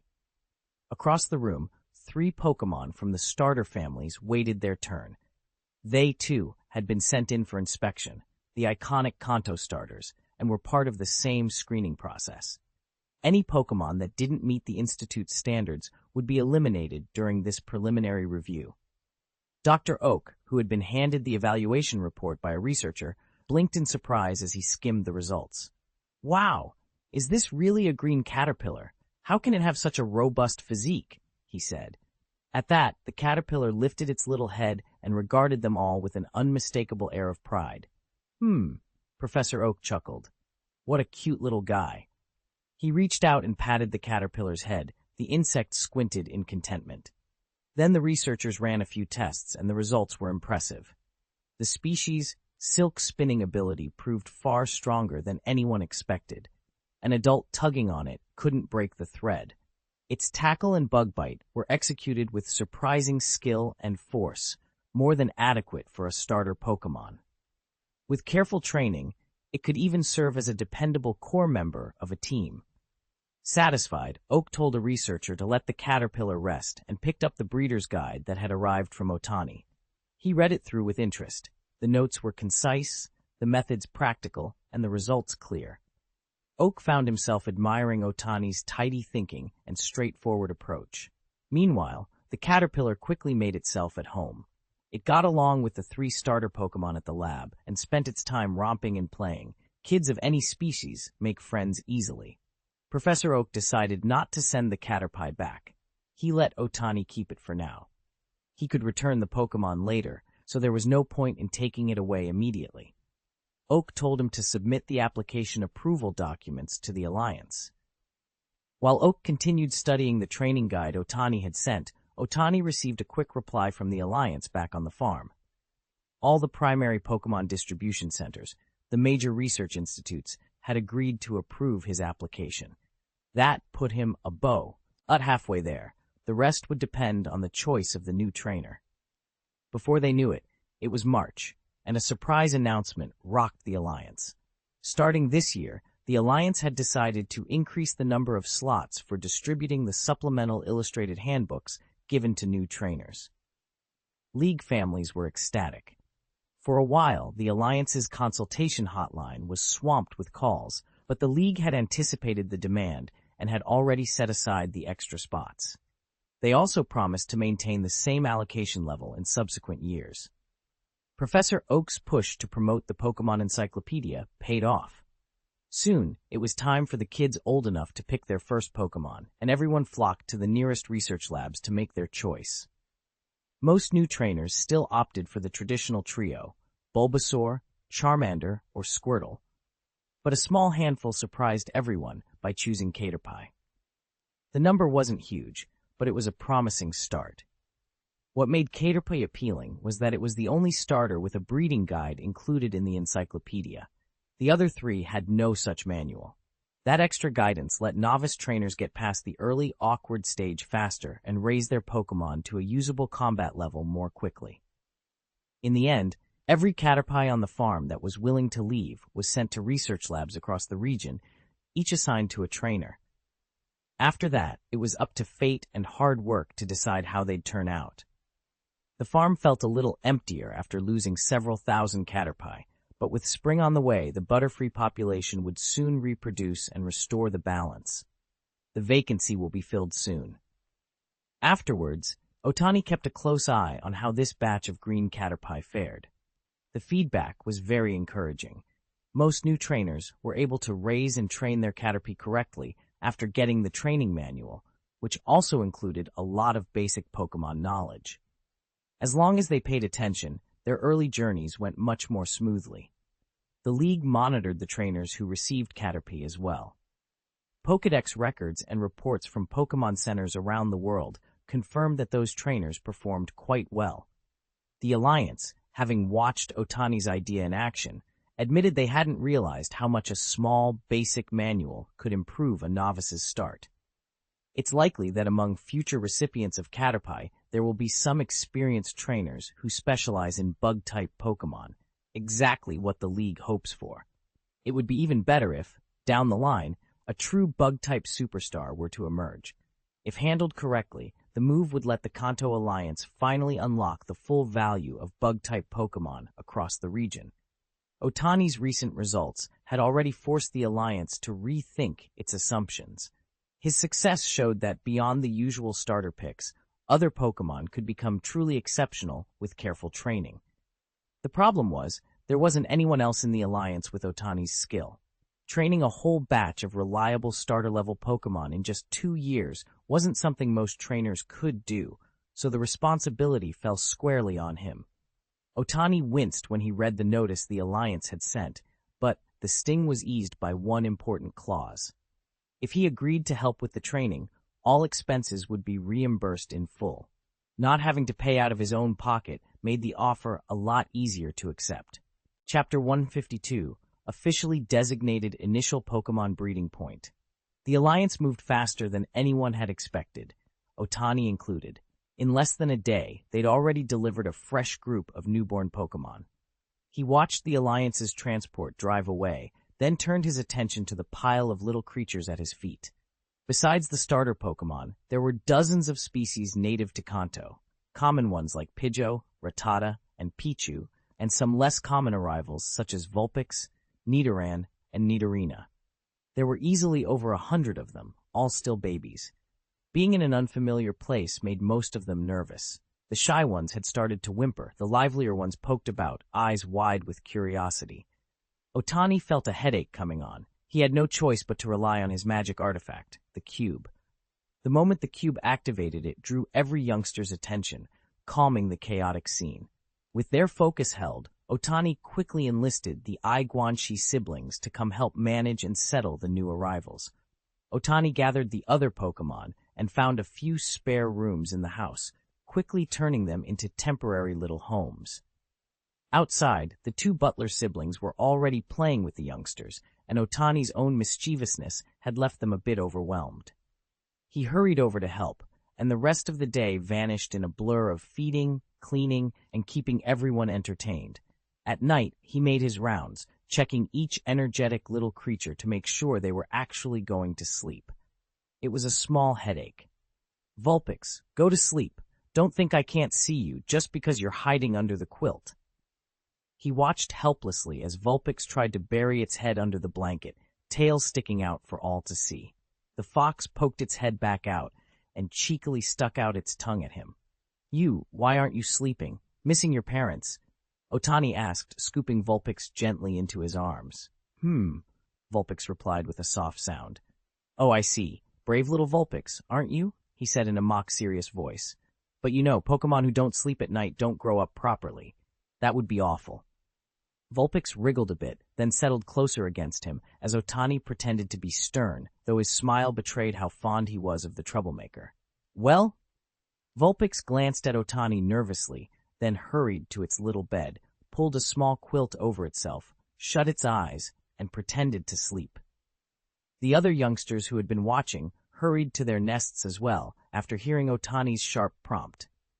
Once he'd checked the rooms, Otani returned to his own room and called it a night. Early the next morning, he washed up and set about examining the little ones one by one. After a quick health check, he was very pleased. The league had chosen well. Each Pokémon showed excellent qualities, and Otani was confident that his training would bring out even more of their potential. He logged their measurements and conditions, then began preparing food tailored to each of them. By the time he finished those tasks, it was already afternoon. After lunch, he continued tidying things up and making sure each youngster had the proper meals and supplies for the day. In the afternoon, he took them out across the farm so they could start getting used to their new surroundings. While they explored, Bulbasaur instinctively lashed out with a vine whip to stop a Growlithe that was trying to slip away. Caterpie watched the exchange with an innocent, wide-eyed expression. Otani felt a jolt of surprise the first time he saw the Growlithe pups. Everyone knew Growlithe as the Grunt family's signature Pokémon, practically their monopoly, but the truth was more complicated. These particular pups had been bred and set aside by the Junsha family for their younger generation. In the end, they would return to Junsha. They weren't intended to be starter Pokémon at all. Otani only learned that after checking with the Alliance. He still hadn't figured out how a Caterpie had managed to get slipped into the breeding stock. None of those family politics mattered much to him. Whether you tended one animal or 100, the work was fundamentally the same, only the scale and convenience changed. After showing the little Growlithe around the farm, Otani went over the basics with them. Venusaur's presence had kept them unusually calm and obedient, but they weren't frightened. A few of the pups glanced about with curious, mischievous expressions, as if strange ideas were already forming in their heads. They were still in infancy. Once they grew out of this stage, they would begin their foundational training. Otani planned to draw up a tailored training schedule for each of them. The little ones would be fostered with Otani for about a year. After that, they'd be returned to their respective regions to find the trainers they were meant to bond with. This arrangement was also a test. The League wanted to evaluate Otani's training ability and see how far he could push these Pokémon. Because there were so many different species involved, Otani asked Carter to design and build a special facility on the farm tailored to their needs. Each enclosure had to match the species' preferred environment, so the requirements were complicated. It took a month to complete. When it was finished, Otani and his older Pokémon moved into the new home with the juveniles. Since many of the spaces were custom-made, the young Pokémon adapted quickly. Dew, who had been away for that month, returned to the farm, accompanied by a fire-breathing dragon that radiated an incredibly powerful aura. The Charizard looked older than most, its features worn but dignified. "Otani," Dew said, "the old man insisted on coming to the farm in person to thank you." "Oh, there's no need to make such a fuss," Otani replied. "Hello, you feeling better?" Otani asked, watching Charizard. The old Charizard gave a low roar and nodded. He glanced at Venusaur, then toward the warehouse where Zapdos stayed, and finally looked at the black Eevee Otani was holding. His expression grew noticeably more serious. Otani blinked in surprise. The venerable Charizard had picked out the three strongest beings on the farm, the Venusaur, the Zapdos, and that dark Eevee, almost at a glance. He examined Charizard more carefully, and was relieved to find the dragon in excellent health. All the previous weaknesses and hidden injuries had been healed by the harvest wine. With his restored body, Charizard could live for a very long time without needing to take part in reproduction. Exactly how long, Otani had no way of knowing. After bowing his thanks to Otani once more, Charizard left with Dew. They had slipped out quietly this time without telling anyone, so they needed to be back quickly. Otani returned to his chores. The little ones were noisy, but they brought energy and life to the farm, and who could stay mad at Pokémon anyway? They were too cute for that. The hectic stretch passed in a blur, and before we knew it, spring had slipped in quietly. Chapter 153, Moo Moo Milk, a resurrection potion. Spring had just arrived in Kanto, but the air still held a bite. Early that morning, Otani stepped into the yard, stretched, and took a long, satisfying breath. The crispness smelled of thawing snow mixed with fresh grass and earth, calming, hopeful. "Morning, Butterfree," he said with a smile. The Butterfree leader answered, drifting happily around him. "What's gotten you so cheerful today?" Otani asked. Butterfree circled once, chirped softly, and then settled in front of him. "Oh, my mate just laid another healthy egg," he announced brightly.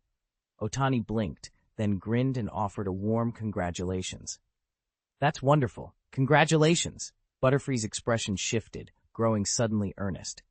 No, don't get the wrong idea. I'm not bragging. Last time was a complete accident. I didn't even notice that little caterpie sneaking into the nest." Otani laughed out loud. "You've got to be kidding me!" Butterfree stared at him, incredulous. Otani knew this farm like the back of his hand, every patch of grass, every hidden corner. There was no way the little fellow could have joined the team without his quiet approval. All right, Otani said with a chuckle. "Kids have to go through hardship to grow. Look, this year, Xiao Wu and he will both be competing in Kanto's biggest tournament, the Quartz Conference. Parents should be proud that their children are showing promise." Hearing his child praised, the Butterfree leader's chest swelled with pride, but his wife still refused to let the youngster go out again. The leader didn't really agree with her, but he was a henpecked sort and couldn't argue, so he came to Otani to try to smooth things over. "Okay, that's definitely no problem," Otani said without hesitation. Satisfied, the Butterfree leader hurried back to take the credit for the decision in front of his wife. Otani only smiled helplessly and shook his head. If a child wants to get out and see the world, parents shouldn't stop him. Only by standing in the wind and rain and facing the storms can he grow up. Flowers raised in a greenhouse never become towering trees. That was one reason Otani had quietly allowed Caterpillar onto the selection committee. Preparations for the next selection were nearly finished, and Otani found himself wondering how Ahai was getting ready.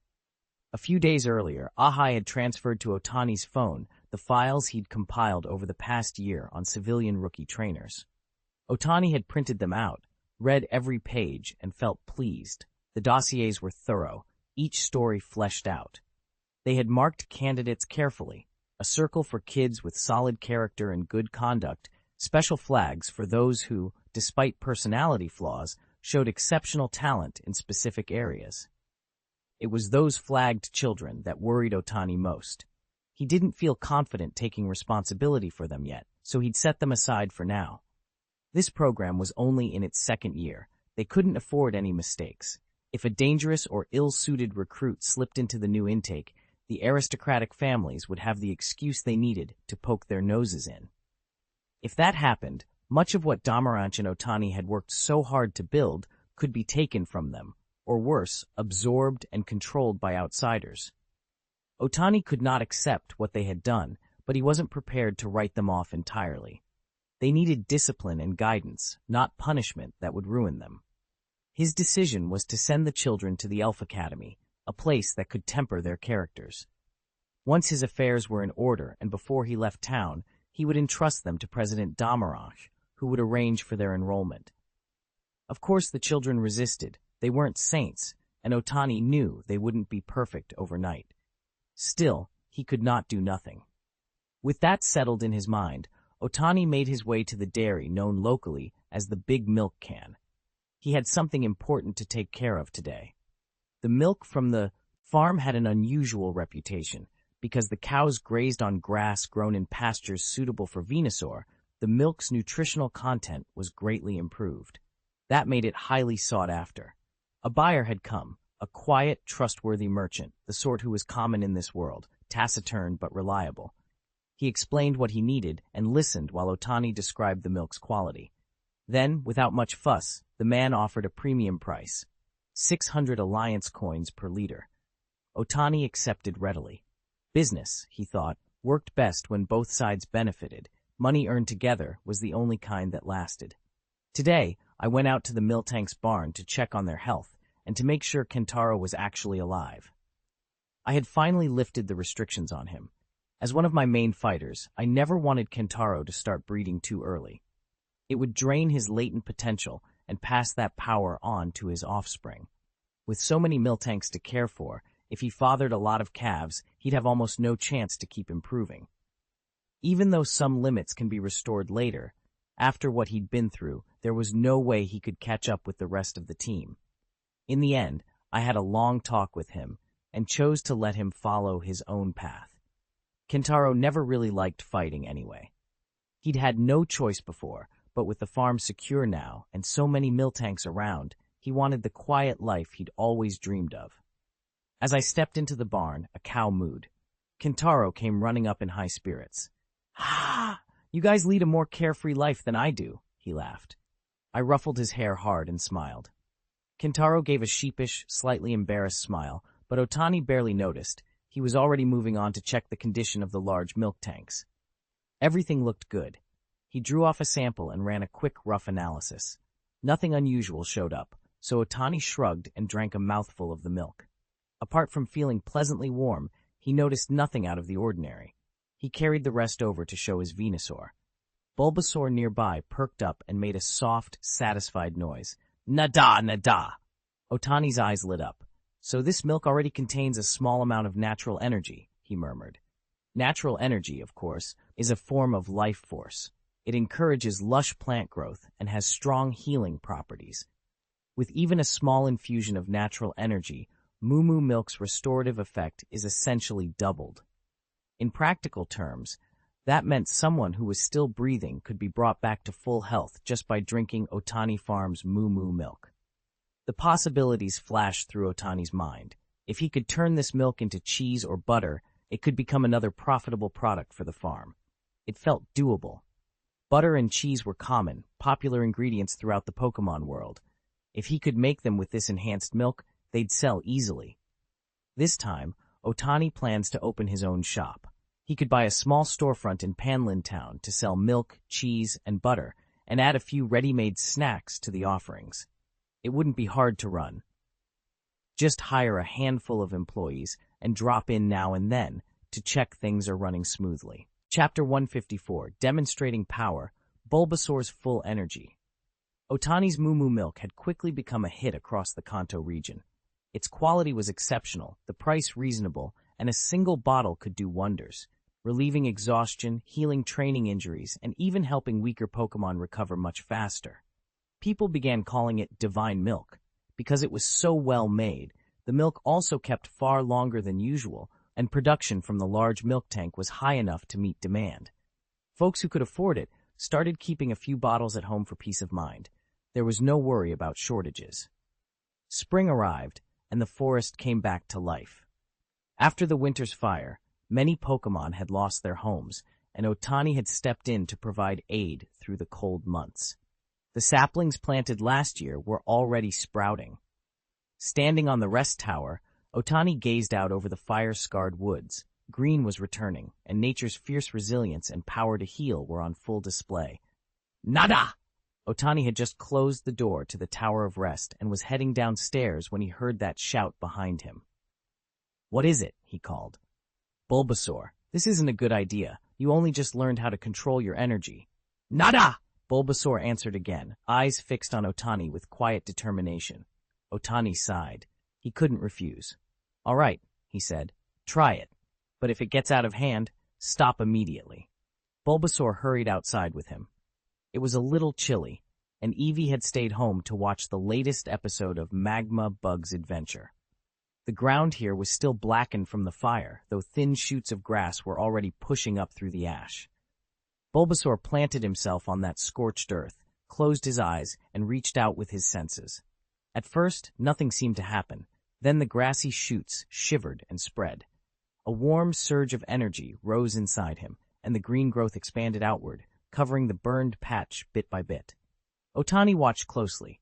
He knew Bulbasaur's power, and this level of output was still within safe limits.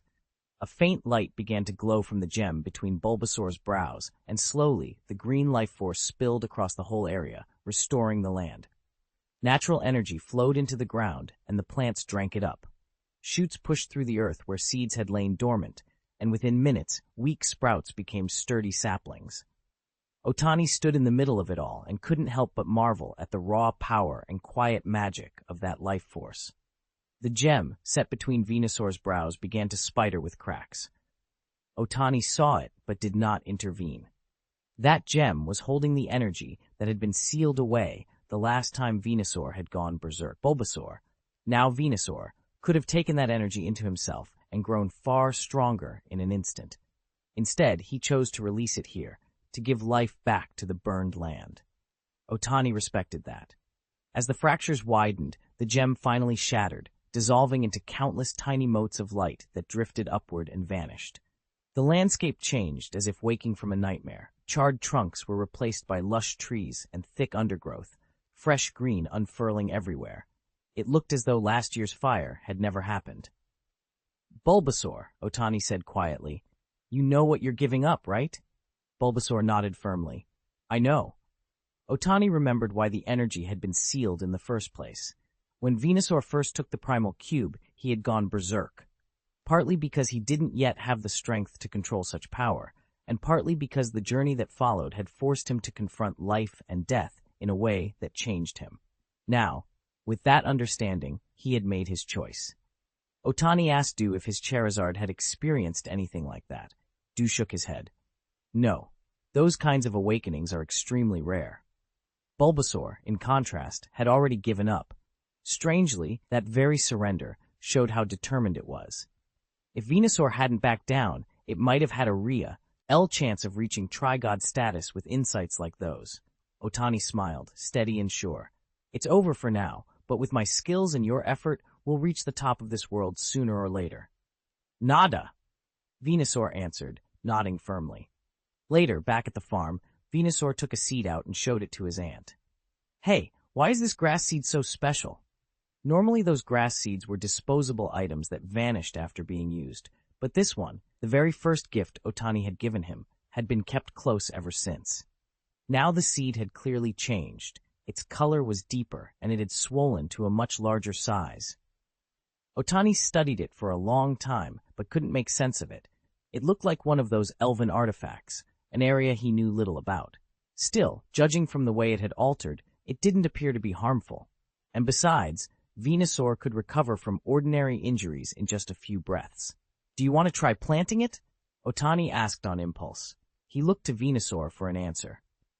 The Pokémon hesitated a moment, curious but cautious, then nodded. Together they went into the yard. Otani dug a hole, placed the seeds in, covered them with loose soil, and watered them. At first nothing happened, but then Otani felt a faint shift in his mind. The seeds had taken root. So quickly? He was surprised, but after that tiny change, there was no obvious movement. After waiting a long while with nothing more to see, he finally stood and walked away. Venusaur stayed behind, squatting nearby and watching the spot with intense interest. Early the next morning, Dagu was out in the pasture, cutting and gathering hay. He'd seen something similar in a past life, a grass cake from the story of Shi Yangyang and the Grey Wolf, and the memory had stuck with him. Today he wanted to try recreating it, to see if he could get the same effect. If it worked, he thought, he might be able to change the flavor for Kentaro and Miltank as well. He began by squeezing juice from the fresh grass, mixing it into flour, and kneading it into a dough. Once the base was formed, he added various other ingredients and set it to bake, shaping the mixture into the cake he remembered. The color hadn't come out the way Otani expected. He'd baked it a little too hot and the green had faded. So he stirred some grass juice into the cream and spread it over the cake base. It wasn't exactly what he'd planned, but it looked close enough. He finished by garnishing the cakes with strawberries and a sprinkle of hay. The grass cakes came out of the oven still warm. Otani tried one piece out of curiosity. The rich, grassy aroma filled his mouth. It was surprisingly good. He finished that small slice in 2 bites and wanted more, but he forced himself to stop. He had to save the rest for Kentaro and Miltank. Moo! Miltank's excited bellow announced the arrival of the guests. Kentaro took a bite and was instantly conquered by the flavor. Tears sprang to his eyes as he ate. The cake was that good. Miltank and the others weren't as theatrical, but they dove in just as eagerly, stuffing themselves with big mouthfuls. Before long, the several large baskets of grass cake were emptied. Otani smiled and asked, "Well, how is it?" Kentaro, wiping his eyes with a laugh, mouthed, "Amazing," while Miltank replied with a long, satisfied moo. They answered in unison in their own ways. Otani grinned. "I'm glad," he said. "I can cook for you every day from now on," Otani said with a smile. There was so much to do. I missed Musashi and the others. I wondered how they were holding up. A sudden shout snapped me back to reality. "Ah, who's scolding me?" Musashi was huddled in a cave, shivering beside a small, perhaps sputtering campfire. Kojiro and Meowth sat with her, the 3 of them pressed close to the embers to keep warm. "I miss the mess at headquarters," Meowth complained, his voice plaintive. "Me too," Kojiro whimpered, tears welling in his eyes. "No, we haven't finished the leader's mission to take over Sinnoh. We can't just give up now." Musa, Shi's voice rose, fierce and loud. "Yes, we won't let the leader down." The 3 of them fell into a chant. "Conquer Sinnoh, get promoted, get rich, rise to the top." They repeated, trying to steel themselves. A cold gust blew through the cave and the tiny fire died. Meowth wiped his whiskers and sighed. "First things first, let's work out how to survive the night, Meow." Chapter 155, Drifter Onion Duck. Otani delivered today's portion of grass cake to the Big Milk Can household. Even though he'd increased the serving, it was still gone in no time. He wiped the sweat from his brow and sighed. Maybe it was time to get some help. The almost doll sounded promising, and the happy egg would be useful too. Happiny, however, was trickier. Like Arcanine, it's a core member of the Joy family and almost never seen out in the wild. Otani rubbed his chin. It just so happened that Joey's family kept both of those Pokémon. Should he ask them for help? He pulled out his phone and messaged Dew. Dew took a little while to reply.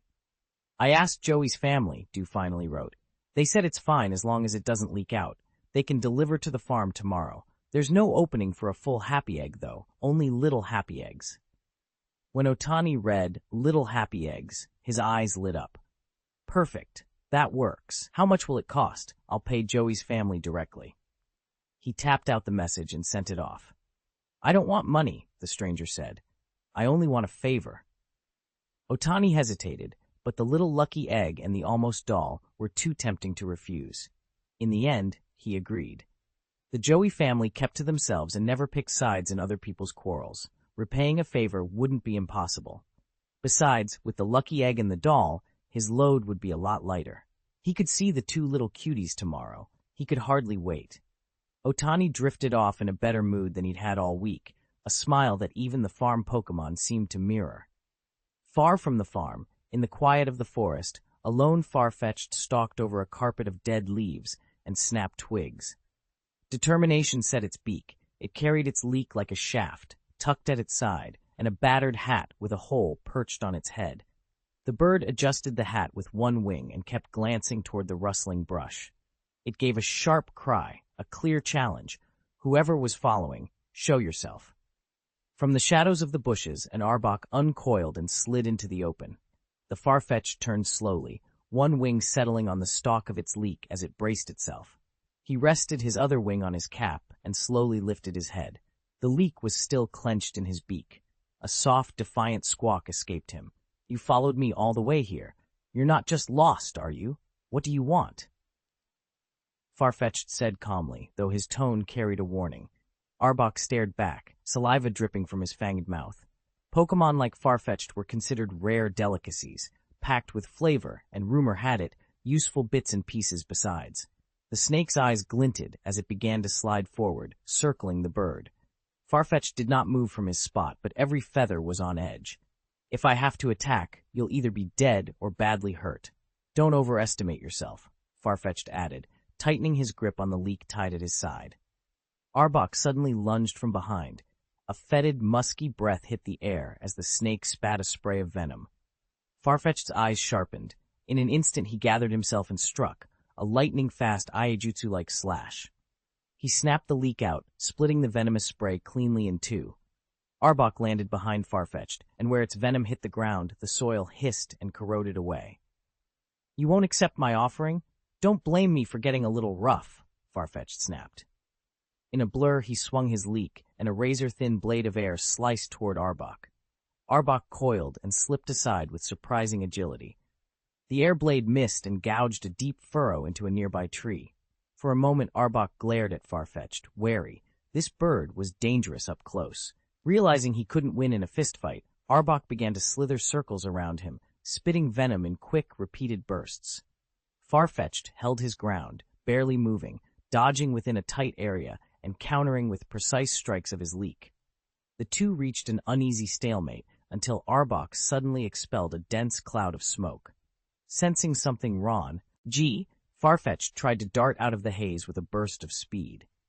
But before he could clear it, Arbok surged forward through the smoke and, concealed by the fog, spat a mouthful of venom straight at Farfetch'd's face. Farfetch'd had no time to dodge. He could only bring his scallion up to block. Because the venom attack came from such close range, some of the toxin still splashed onto his face and into his eyes. A searing sting erupted across his vision. Blinded and burning, he swung the scallion wildly and managed to shove Arbok back. He braced the scallion against the ground to steady himself, his whole body trembling. Gah! My training still isn't enough. I was careless, he realized. Arbok's strike had worked, so the snake didn't hurry. It slithered slowly around him, cautious. The more a prey is hurt, the more careful a predator must be, since a dying animal can lash out and cause fatal damage. In the wild, an injury can be as good as death. Arbok began methodically sapping Farfetch'd's stamina, but stopped using venom. Poisoned prey doesn't taste good. With his vision compromised, Farfetch'd could only take the blows. The situation had become critical.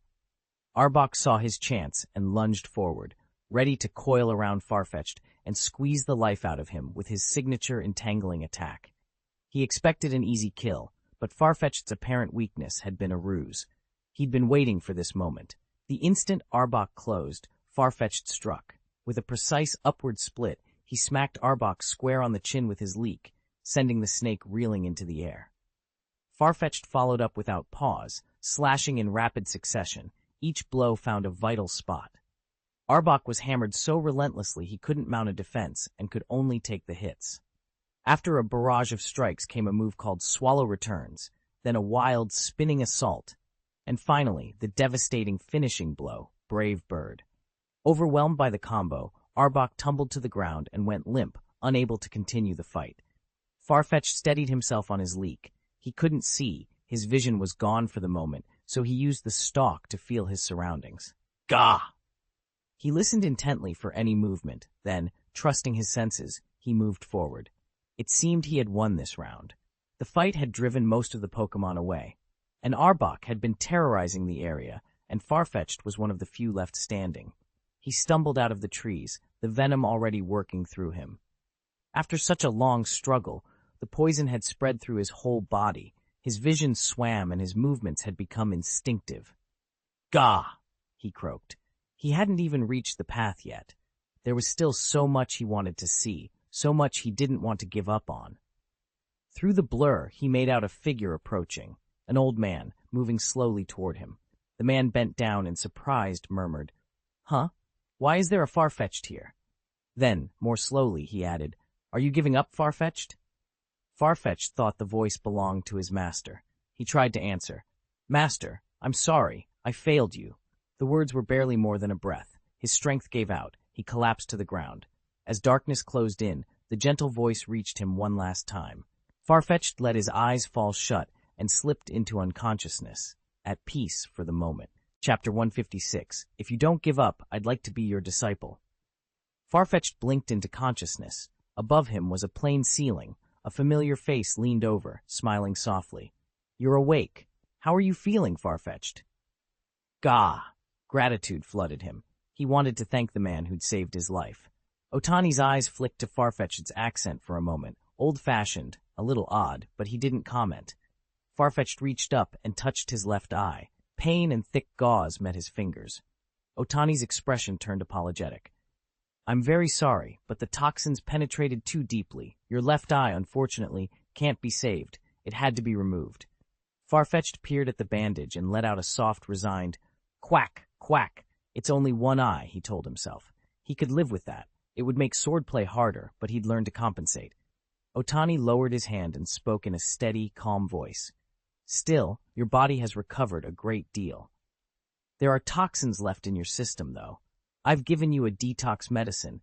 When it starts to work, you might hear some noise or experience ringing." He smiled gently as he said it. "Quack, quack." The Farfetch'd sat up on the bed and bowed toward Otani in thanks. "Thank you again. These are only some side effects. I can handle them." For a moment he seemed steady, but then a sharp cramp stabbed his stomach. He clutched his belly with both wings and his face contorted.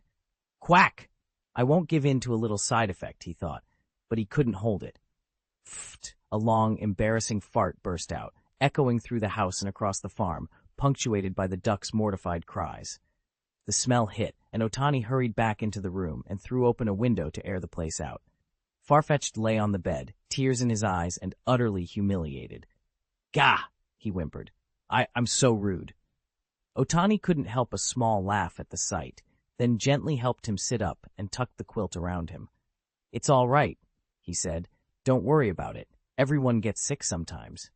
"Gah!" Farfetch'd managed, bowing his head in shame. "I am so sorry you had to see me like this, my benefactor." "You should get some rest, Farfetch'd." Otani smiled, then left the guest room and asked the housekeeper to bring food and water. Today was the day Little Lucky Egg and Almost All were coming to the farm. Ever since he rescued Farfetch'd near the Tower of Rest, Otani had been waiting anxiously for noon. Now it was finally here. He had just reached the bottom of the stairs when a car horn sounded in the yard. His eyes lit up. A car rolled slowly onto the property. Little Lucky Egg and Almost All tumbled out of the back seat, and a young woman climbed down from the driver's side. "Hello, Mr. Otani. I'm Joylyn," she said. "Hello, Miss Joy. Hello, Little Lucky Egg, Almost All," Otani replied cheerfully. "Bad, bad! Pocha, pocha!"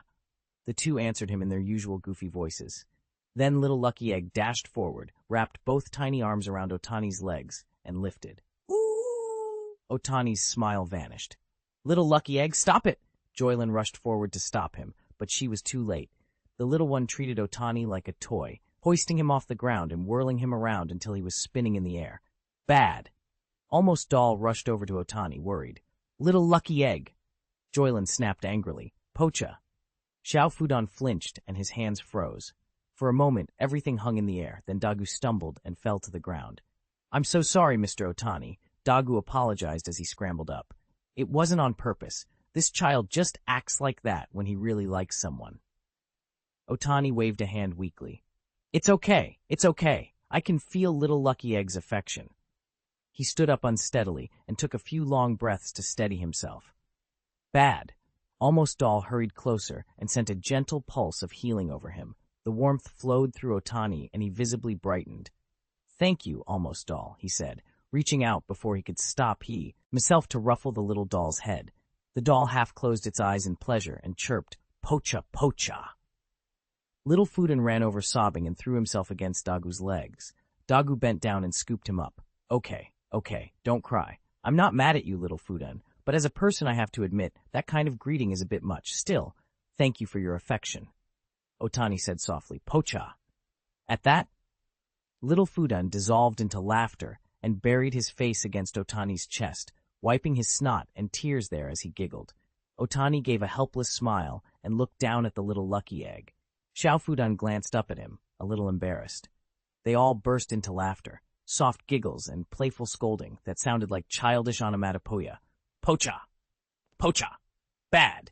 Otani, Xiao Fudan, and the other dolls laughed together, filling the room with warmth. Xiao Yilan watched the scene with a smile. The way little Lucky Egg and Almost Doll reacted to Otani, so quick to tell good from bad and so clearly fond of him, only confirmed what she already suspected. He was a good man. "Well, Mr. Otani, I have something else to attend to, so I won't keep you," Xiao Yilan said, stepping forward. "Oh, I'm sorry, Miss Xiao. Leaving so soon? Why don't you stay a little longer?" Otani replied, surprised, realizing she was there beside him. No, Xiao Yilan said, shaking her head. "Seeing these two children so taken with you puts my mind at ease. Almost Doll, little Fudan, you must take good care of Mr. Otani. Especially you, little Fudan. Don't always be causing trouble for him." At that, Xiao Fudan stuck out his tongue mischievously. Xiao Yilan only laughed softly and shook her head. "He's adorable," she added, looking fondly at little Lucky Egg. "Please, don't spoil her too much, Miss Xiao," Otani said with a smile. "Otani?" Xiao Yilan said, a little more seriously than before. "Oh, I'm sorry, Mr. Otani." Otani hurried to apologize, but there really wasn't anything he could do. The little Lucky Egg was just impossibly cute. Xiao Yilan drove off, and once she was alone in the car, she called her family to report what had happened. "Is that so? I'm glad to hear it. Thank you for your hard work, Lan," came the reply, and she felt a warm relief settle over her. After she hung up, Xiao Yilan couldn't stop smiling as she pictured Otani's expression when he'd first seen the Almost Doll and the Happy Egg. He was such a gentle person, she thought. Back at the place, Otani introduced the new arrivals. "Everyone, meet Xiao Fudan and Zazai. They're going to be part of our family from now on." The rest of the Pokémon greeted the newcomers enthusiastically. "Bebe! Bebe!"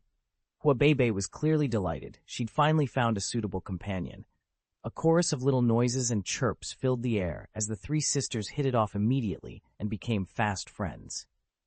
Otani asked Bulbasaur to watch over the Lucky Egg and the Almost Doll for the time being, then went upstairs by himself. Farfetch'd, now having eaten, had adjusted and looked much better. The meal had done him a lot of good. "Gah!" The Farfetch'd leapt off the bed, dropped to its knees, and bowed low to Otani. "I have decided to repay the one who saved my life. I will follow you, my lord. Please take me in." With that, it went all the way down into a formal prostration. "Really? That's wonderful. You're welcome to join us," Otani said, surprised. He had meant to test whether the Farfetch'd would stay, but hearing it offer itself so earnestly was a pleasant shock. He helped the bird to its feet and handed it the leek. "Here." "Gah!" The Farfetch'd burst into tears, overwhelmed. "I will give my life for you, my lord. Chapter 157, Becoming the World's #1 Swordsman, is my lifelong wish." Swish, swish, swish! Before dawn, the soft sound of a spring onion cutting the air drifted across the farm. Mist hung low over the fields, but the rhythm of those swishes was sharp and steady. Farfetch'd had fully recovered under Otani's careful care, and the moment it was well enough, it returned to the training it had once abandoned. Its blind eye was covered by a sleek black eye patch. Otani had stitched himself from the farm's special silk thread, tough, breathable, and comfortable. The remaining eye burned with resolve. "Master, is this the wise teacher you spoke of, the one worth serving for life? I have found him. He is strong, yet gentle and humble. He is that teacher. I will not fail you." Otani stirred in his bed at the sound and, rubbing sleep from his eyes, went to the window. He watched quietly. Farfetch'd stood alone in the pale pre-dawn light, spring onion held like a blade, practicing with a focus that made the cold morning seem warmer. Otani smiled slightly. There was real swordsmanship in those movements. Every strike and parry followed a measured breath. The rhythm of body and breath was already there. Otani, calm and poised like a kendo master, didn't disturb Farfetch'd. He simply closed the window quietly and slipped out. I washed up and headed to the kitchen to start breakfast. The soft click of the door woke 3 Pokémon in the bedroom. Xiao Fudan yawned and stretched, hopped out of bed, and quickly folded his own quilt. He went on to straighten the little quilts for the dolls. The plush toys seemed to beam with their eyes squeezed shut, and then helped Evie fold the last of them. The 3 of them padded out together and were greeted by the smell of cooking. Ibrahimovic hesitated for a moment, then decided to brush his teeth first. When Little Lucky Egg and Almost Doll saw Evie brushing, they exchanged a look and hurried to do the same. By the time they were done, everyone else was already in the living room tucking into breakfast. Little Lucky Egg and Almost Doll had been on the farm for a while, but they still felt a little surprised to see Otani sitting at the table, eating with his Pokémon. It only reassured them more that they'd made the right choice. Otani was definitely an excellent trainer. "Good morning, little eggs. It's almost time. I made your favorite breakfast. Eat it quickly. It won't taste as good once it gets cold." Otani smiled as he spoke. "Come on, dig in." "No fair," Xiao Fudan and Hanbawa protested playfully, then gratefully thanked him. Otani finished his own breakfast, settled into the principal chair, and sipped his tea while enjoying the calm morning. After they ate, Bulbasaur and the others led Farfetch'd off to training, per Otani's instructions. He'd already sketched out a training regimen in his head. First let the strongest Bulbasaur test Farfetch'd's abilities, then begin the planned exercises. Meanwhile in the kitchen, Otani was making a grass cake with the little doll and Xiao Fudan. The 2 youngsters paid close attention, and Otani taught them patiently. The recipe was simple, and they picked it up quickly. With Almost Doll and Little Lucky Egg helping out, the I Guanxi siblings were able to free their hands for other tasks. When the cake was ready, Otani loaded Little Lucky Egg and Almost Doll onto a cart and pushed them over to the big milk can's house. Kentaro's nose was up at the door, long before anyone else. He was waiting, sniffing the air. "Moo." Otani smiled helplessly. All right, I'm coming." "Why are you in such a hurry?" He pushed the cart into the big Miltank stall, and with practiced hands, handed out the grass cakes to the herd. When the round was over, the only one left with a full portion was Kentaro. Otani had other things to do, so he didn't linger. After loading the car, he took Xiao Fudan and the others to the training ground. On arrival, Venusaur and Farfetch'd were already sparring. Vine Whip slashed through the air from Venusaur in a steady, rhythmic pattern, a spray of strikes like pear blossoms in a spring rain. Farfetch'd was holding back, restricting its power, so every hit felt hard to absorb. Still, it stayed within its limits and managed to throw back the occasional air slash. Venusaur didn't bother to dodge. Partly there was no need, the damage wasn't coming faster than his recovery, and partly he couldn't. Speed was his weakest point right now. He planted his feet and kept pounding away. When the session ended, Farfetch'd, nicknamed Onion Duck for the leak it always carried, was heaving, leaning on its leak for support. It looked exhausted and exhilarated at the same time. So strong, really so strong. The opponent didn't even use his full strength, and I was already a wreck. Rude. I glared at him, but Otani had been watching the whole time. He rubbed his chin, considered for a moment, then stepped forward. "Fat Onion Ducky, don't be discouraged," he said soothingly. "If you keep at it, you'll be as strong as a Venusaur someday." "Gah!" I snapped back, an affirmation as much as a growl. "I won't let my master down. I'll train harder." Otani smiled. "Have you ever practiced kendo?" "Gah!" I nodded. "Yes, my lord. I trained at a temple for 3 years.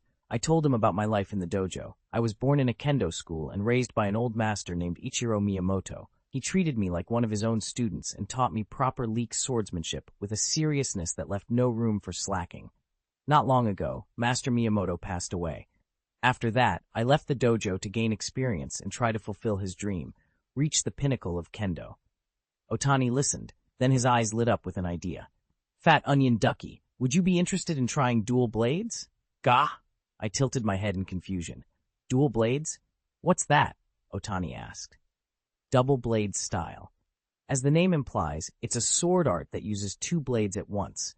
Having a second weapon can massively increase your power, but it's harder to control. Do you think you can handle it, Farfetch'd? Gah! Farfetch'd answered, its fighting spirit flaring in its eyes. It gave a determined nod. There was one immediate problem. There were no green onions left on the farm. Farfetch'd needed a leek for each hand. Otani wasn't worried for long. With Bulbasaur around, they'd sprout in no time. Bulbasaur's help would speed up growth, so today's lesson could go ahead as planned.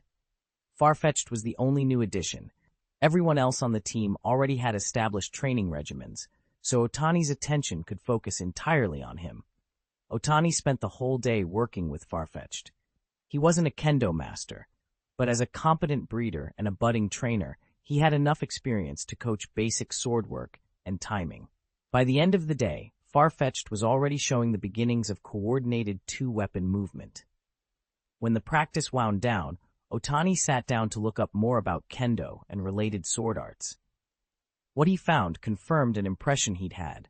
Swordsmanship in this world wasn't fundamentally different from what he'd known in his previous life. The main change was cultural. The rise of Pokémon had made traditional martial arts like kendo much less common. People preferred to rely on Pokémon than spend decades honing a single human skill. Still, the principles were the same, and that meant there was room to adapt kendo techniques to Farfetch'd's double-blade style. Otani made notes on stance, footwork, and how to transfer power from one arm to the other. If he could teach Farfetch'd to think in terms of balance, timing, and flow, the leek-wielding bird might be able to turn an awkward extra weapon into a real advantage. It felt oddly like the way firearms had changed things in his past lives.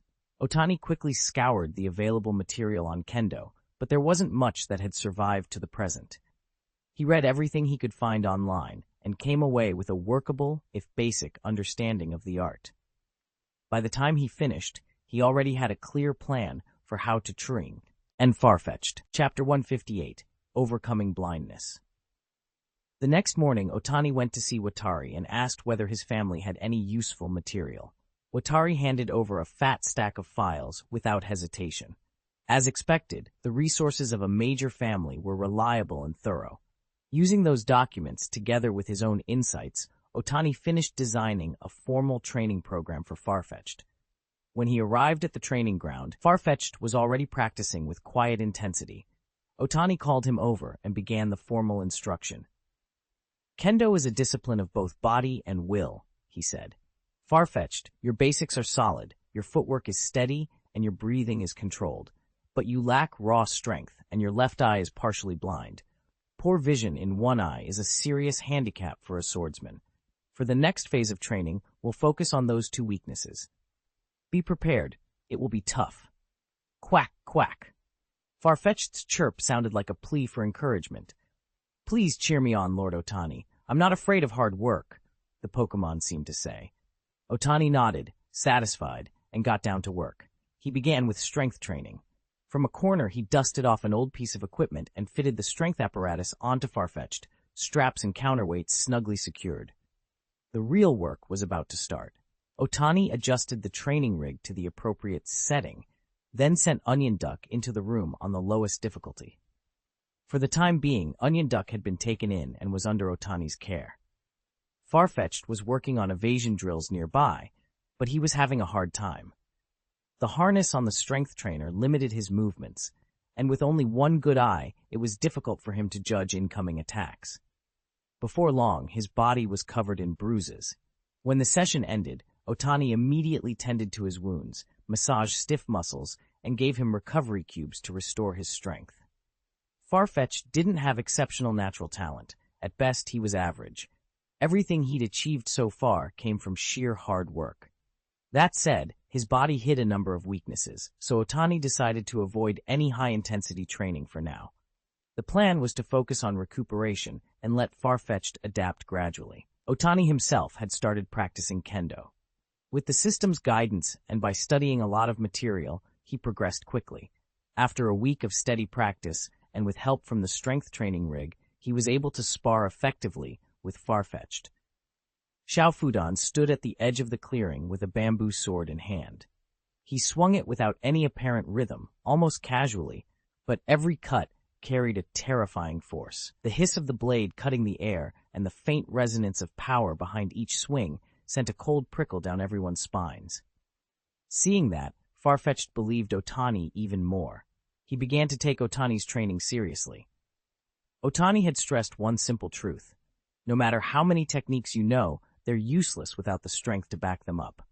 With enough power and speed, even the simplest swing becomes deadly. Under Otani's care, Farfetch'd recovered remarkably fast. Otani treated every hidden injury he could find until the bird was wholly healed. Once he was back to full health, Farfetch'd's training intensity spiked. Otani even planted a small patch of green onions so Bulbasaur could use its plant abilities to speed their growth. There would be plenty of leeks for practice. Then, Otani began the dual weapon training. He didn't rush Farfetch'd into chopping or slashing. Instead, he started with balance. Otani had Farfetch'd stand still, grip a leek upright, and balance an empty tin can on its tip. It was tedious, precise work, the kind of stability training that would let the bird control a much heavier, faster blade later. This was the cool-down after another day of evasion training. Farfetch'd had been working relentlessly, never shirking a single drill, and had completed every exercise Otani set for him with meticulous care.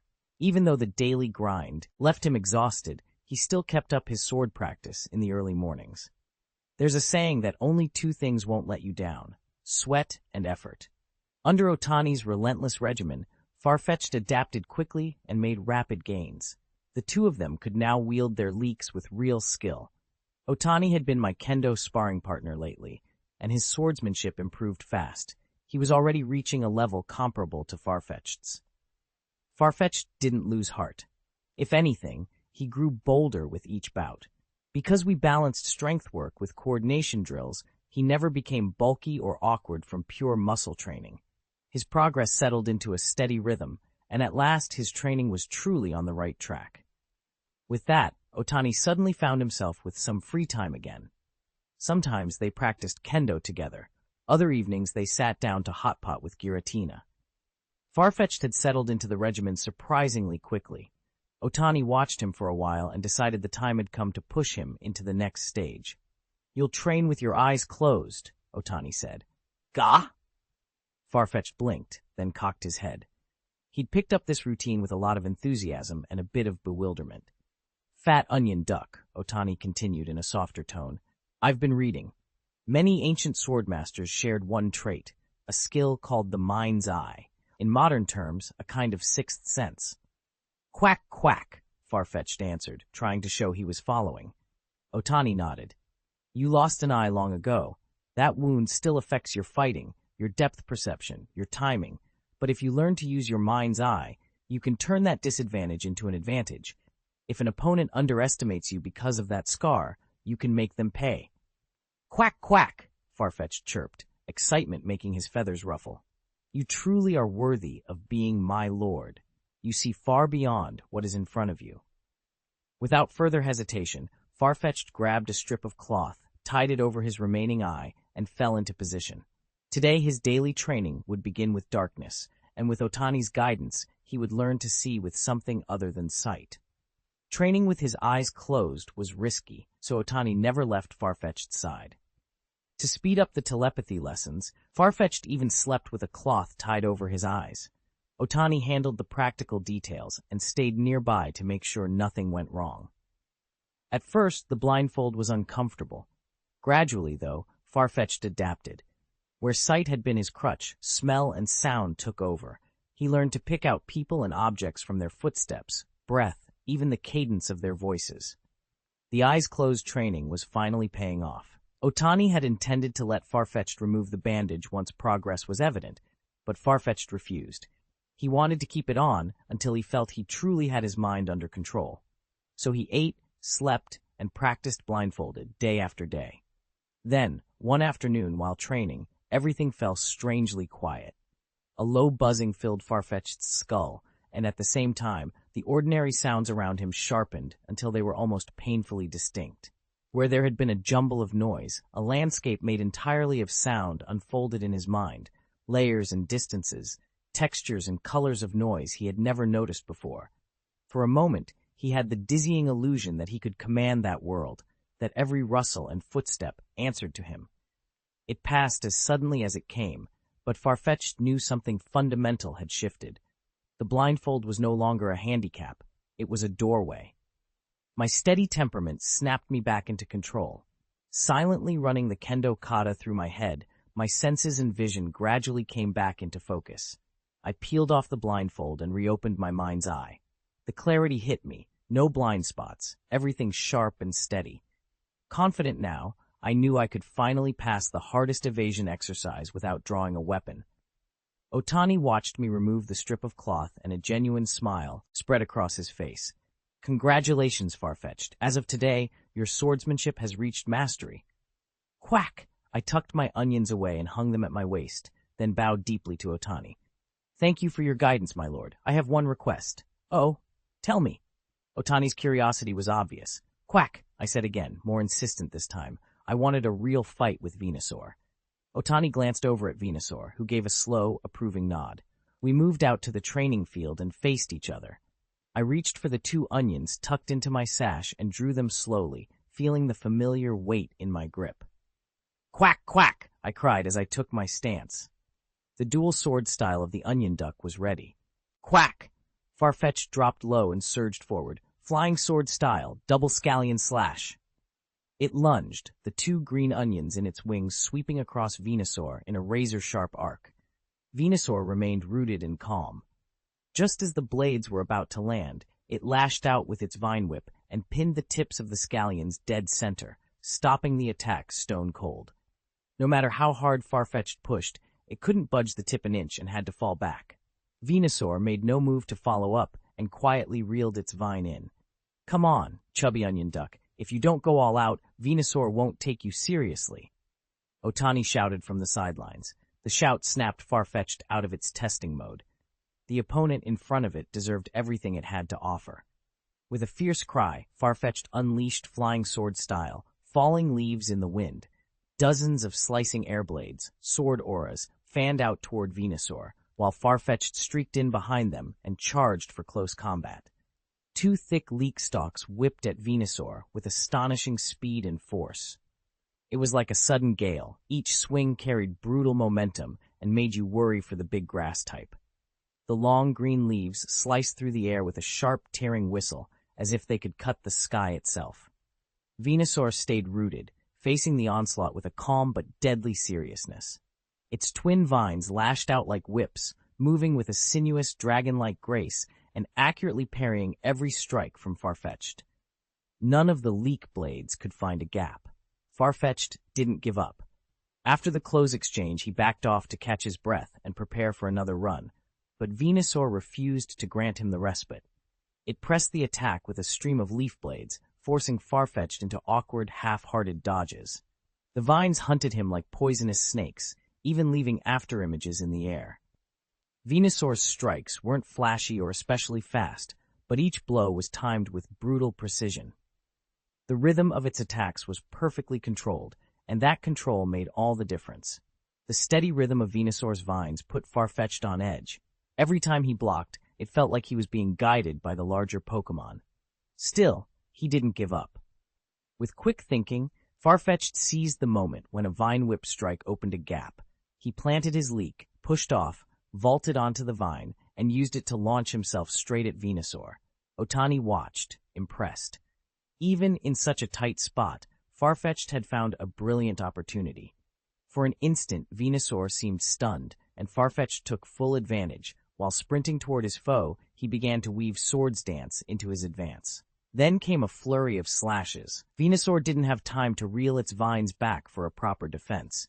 Farfetch'd's consecutive strikes arrived too quickly. 4 hits landed before Venusaur could snatch its whip away. Farfetch'd's assault had been effective, and he slipped back out of range without hesitation. Otani nearly applauded. Watching the onion duck fight was a real show. The blows didn't leave Venusaur gravely wounded, but they had clearly caught it off guard.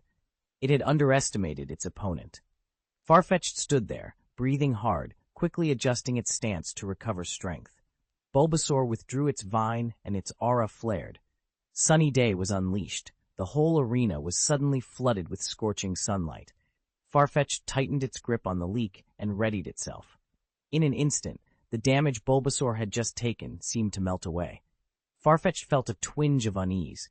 How do you fight an opponent who can dish out damage, close in, and heal itself?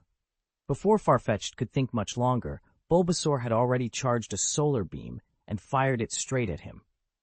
Farfetch'd snapped back to attention and refused to take it head-on. It dodged while closing the distance, sharpening its senses.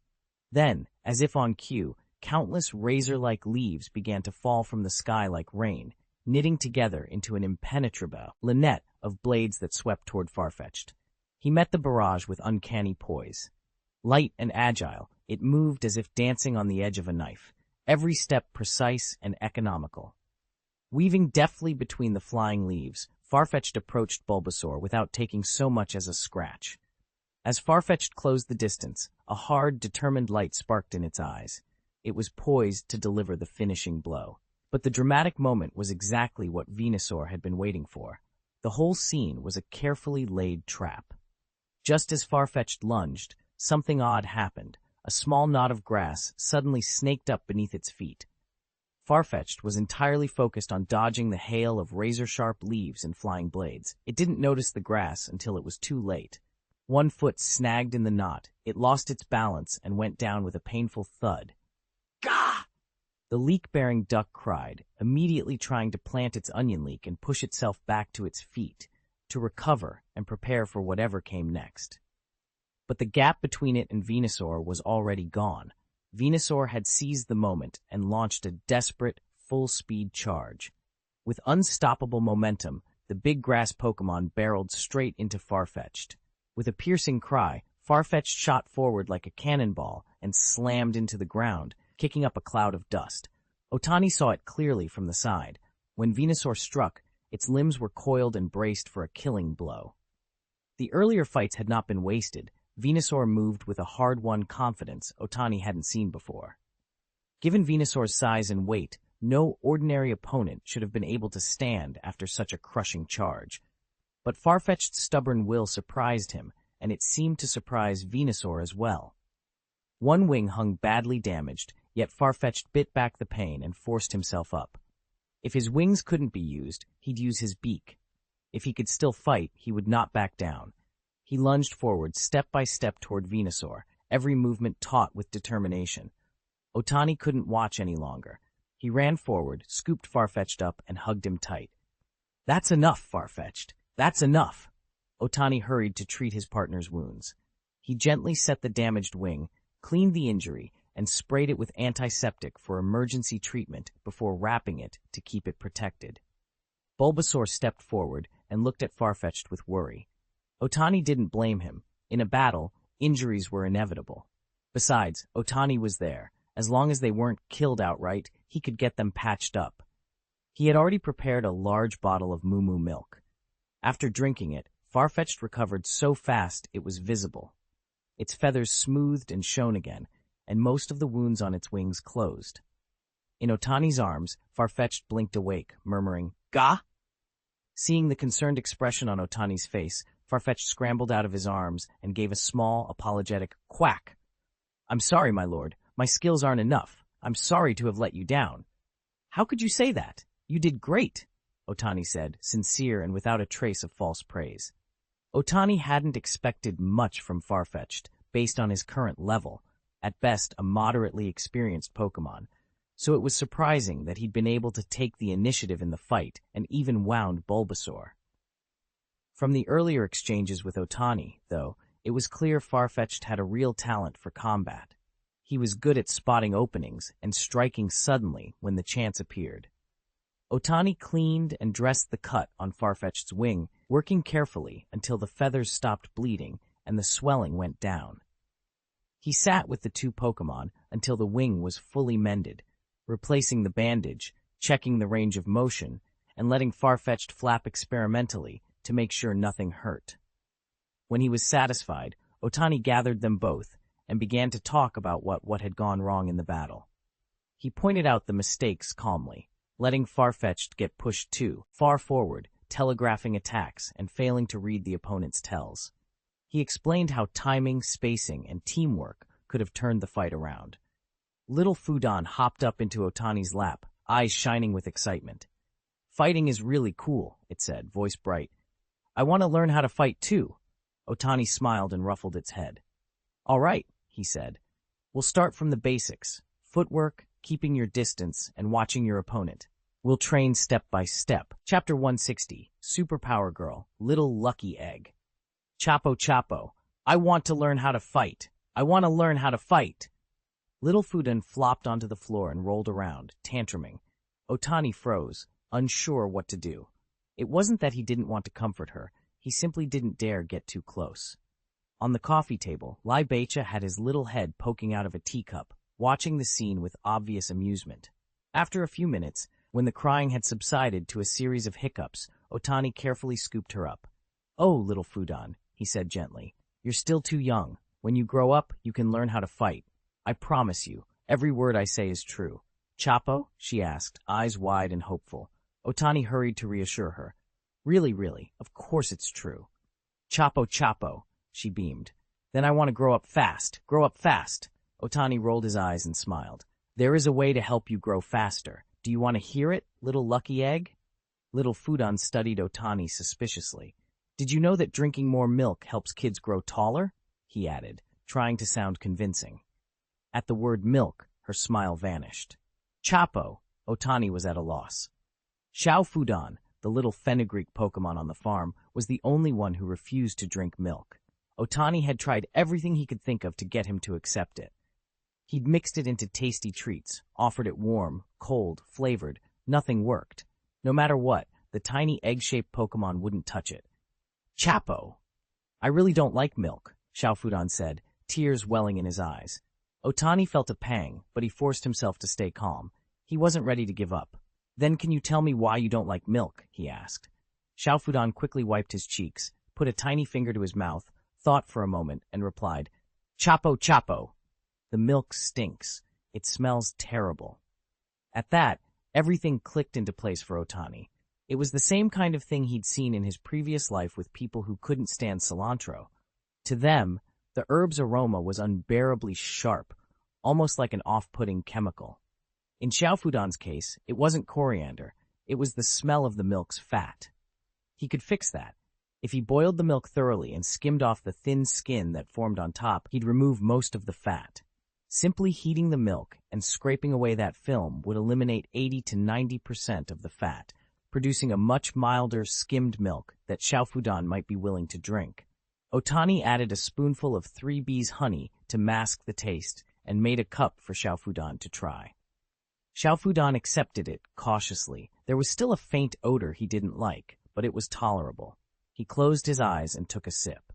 The sweetness of the honey came through, and to his surprise, it wasn't bad at all. He finished the rest in one gulp with a contented little sound. Otani laughed. "Ha ha ha, Xiao Fudan, you're amazing." With that solved, there was no longer any worry about him getting the nutrition he needed for physical development. Otani moved on to a battery of basic physical tests.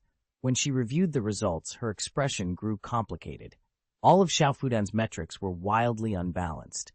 His strength towered above every other attribute, far ahead of the rest, almost beyond what her calculations were designed to handle. No wonder he was so formidable.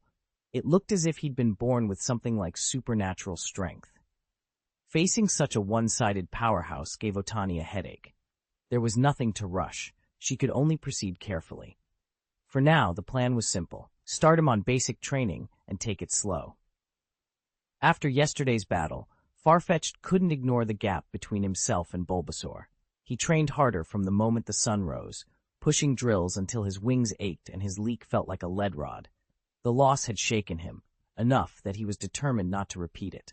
Otani sat the team down and went over the fight move by move. His first point, Venusaur.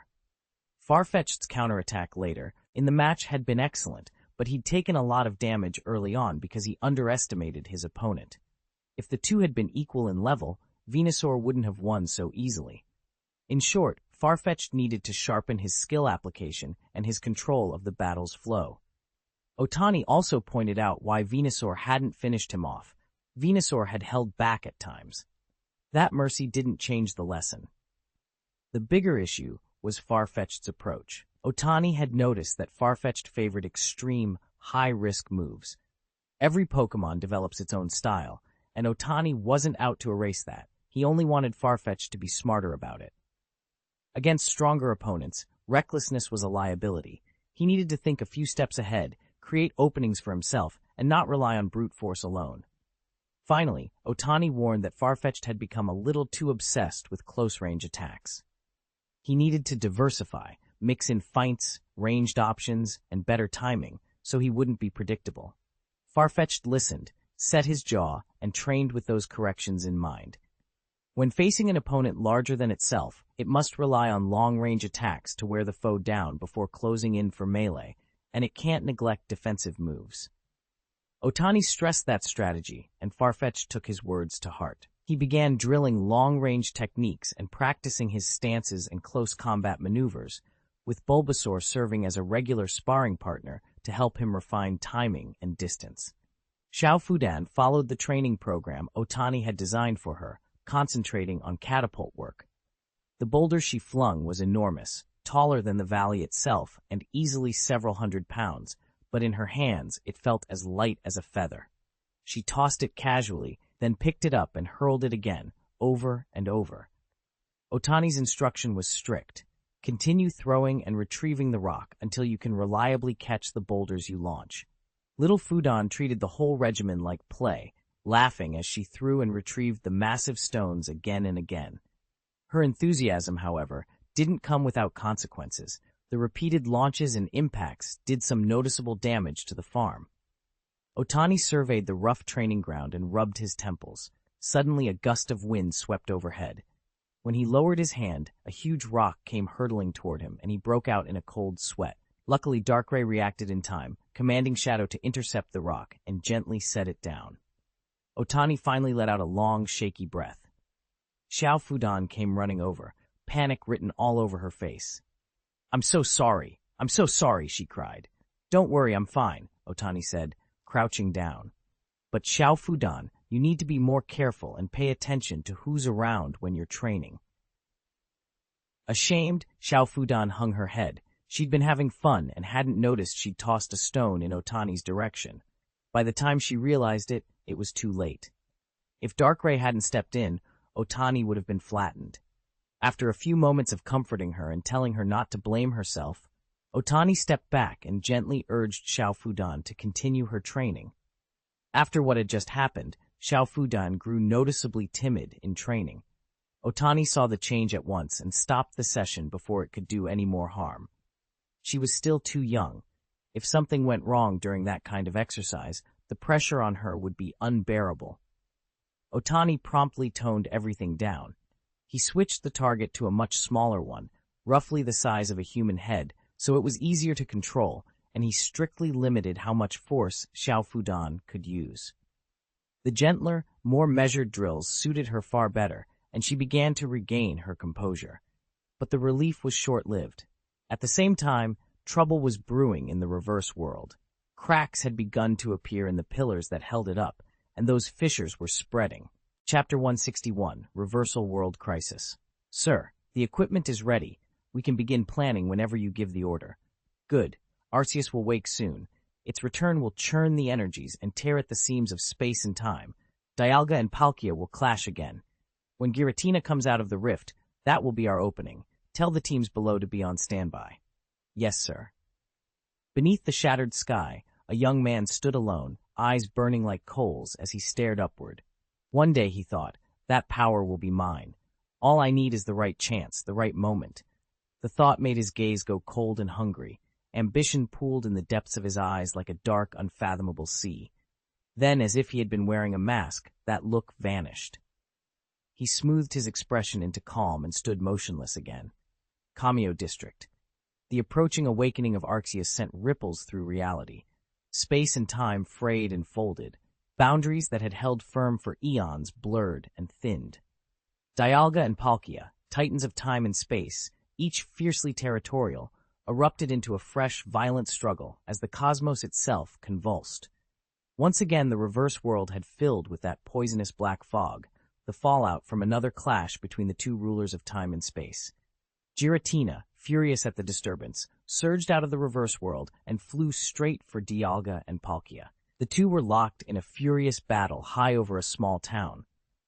Their violent distortions of time and space rippled down, battering the town beneath them.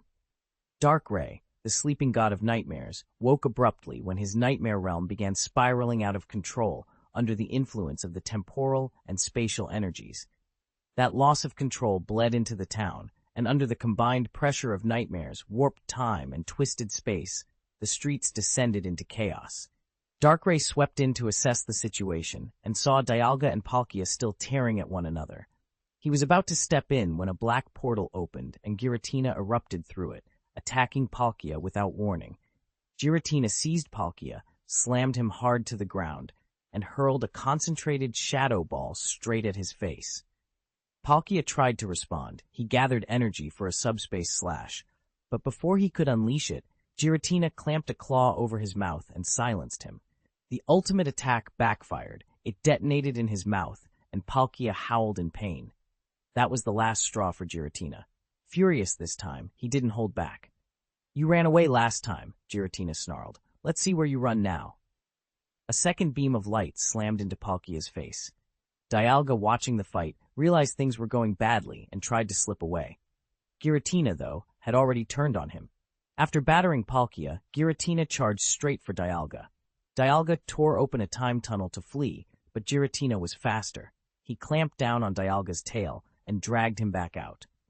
Dialga knew he was no match for Giratina and begged Palkia for help, but Palkia didn't even look at him. He ducked into a crack in space and hid. Dialga stared in disbelief, but Giratina didn't care. Palkia was quick. If he got away, they would never catch him. First, they had to stop him, and now that Palkia was wounded, Giratina could focus on Dialga. Giratina struck with brutal efficiency, leaving Dialga no chance to fight back.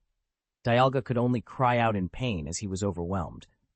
Nearby, Sina and Coben heard the screams and rushed toward the commotion. Sina reached out with telepathy to try to reason with Giratina, but the attempt was brushed aside. Giratina ignored her completely. Hina forced Dialga down and shoved him into the lake at the edge of town. He flailed and splashed, then folded in on himself, cowering at the shoreline. Hina felt panic flare and then die away as Giratina's fury finally ebbed. He chose to stop. He glanced at her, and she reached out with telepathy. This time, Giratina didn't refuse. Hina asked what had happened. Giratina fixed a savage stare on the trembling Dialga and then, in a low rumble, told them the whole story. When he finished, Hina's face went pale. "That matches the recorded event," she said. "If that's true, it means Arceus, the god of creation, is about to awaken. That would explain everything." She hurriedly explained the implications to the others. Giratina, however, shrugged the cosmic worry off. He didn't care about omens or prophecies. He only cared about how he felt after a fight. With a bored flicker of his wings, he opened a channel into the distortion world and slipped through. From there, he opened another channel and stepped straight into Otani's farm. "I hit my brother too hard back there," he complained as if chatting about minor damage. "I'm starving. I need a hot pot, something to settle me." His casual demand left the figures in the distortion world stunned into silence. One of them muttered, "We were all prepared. Then you just left like that?" The remark hung awkwardly in the air. A young man lifted his hand to hush his men, restoring a fragile quiet. "He won't fail to return. Let the people below keep waiting. When Giratina comes back, we begin the plan immediately." "And the leader's side?" the subordinate asked, worry in his voice. "I'll explain it to the leader." The young man gave him a cold look. His men fell silent at once and stepped back. At the farm, Otani saw Giratina approaching and hurried the butler's siblings to prepare the hot pot. He didn't pay attention to the others. He kept helping Xiao Fudan with his training. It was 10 o'clock in the evening in the reverse world. The young man, who had been all calm composure before, was visibly fraying at the edges now. He paced the floor, impatience plain on his face. "Relay my order. Start the plan immediately," he snapped. The subordinate froze, then stammered in alarm. "Sir, if we destroy the pillars of the reverse world now, we'll die here too." A cold, fierce light flared in the young man's eyes. "You talk too much." He struck out without ceremony. The subordinate crumpled to the ground, clutching his throat. When he tried to speak, he couldn't produce a sound and began coughing up blood. One of the onlookers swore and slapped his hand, flicking the blood away as everyone fell into an uneasy silence. "Move, relay my order, and begin the operation now." A soldier trembled as he ran off to carry out the command. Giratina, who had been happily tucking into a hot pot, suddenly snapped. He upended the pot, let out a roar, and Otani rushed over. Something was very wrong. Giratina slammed open the gateway to the reverse world and plunged through it. Otani's skin prickled. Giratina was usually easygoing. As long as things went his way, he was calm. There was no way a hot pot would set him off like this. If Giratina was this furious, whatever was happening in the reverse world had to be serious. "Eevee, Bulbasaur!" Otani called. "Right," Eevee answered, using instant teleport to pull Otani and Bulbasaur through the gateway just before it snapped shut. The scene that met them froze Otani in his tracks. Giratina was strapped into a massive machine, metal clamps and cables biting into its form as it thrashed and struggled against the restraints. Under the machine stood a young man, calm and watchful. "Who are you?" Otani demanded, stepping forward. Bulbasaur and Eevee readied themselves for battle at once. Otani barked orders. "Eevee, get to Giratina and free him! Venusaur, Venom attack!" As Venusaur launched its counterstrike, a venomous blast came hurtling toward them from the enemy, but Venusaur twisted aside with practiced agility and narrowly avoided it. Venusaur's venom sizzled against the earth, etching dark pits into the soil. A sharp hissing filled the air as wisps of purple, poisonous smoke curled upward and hung like a low cloud over the battlefield. Through the haze, a young man squinted and for a moment froze. He recognized Otani. The face tugged at a long-buried memory, and a small, amused smile creased his mouth as recollection clicked into place. Abramovich, meanwhile, faced a hornier problem. He couldn't risk getting close to the massive apparatus ahead of them. If he did, the device would siphon Giratina's energy and turn it into an attack aimed straight at him. Approaching would both weaken Giratina and leave Ibrahimovic vulnerable, so he had to find another way around.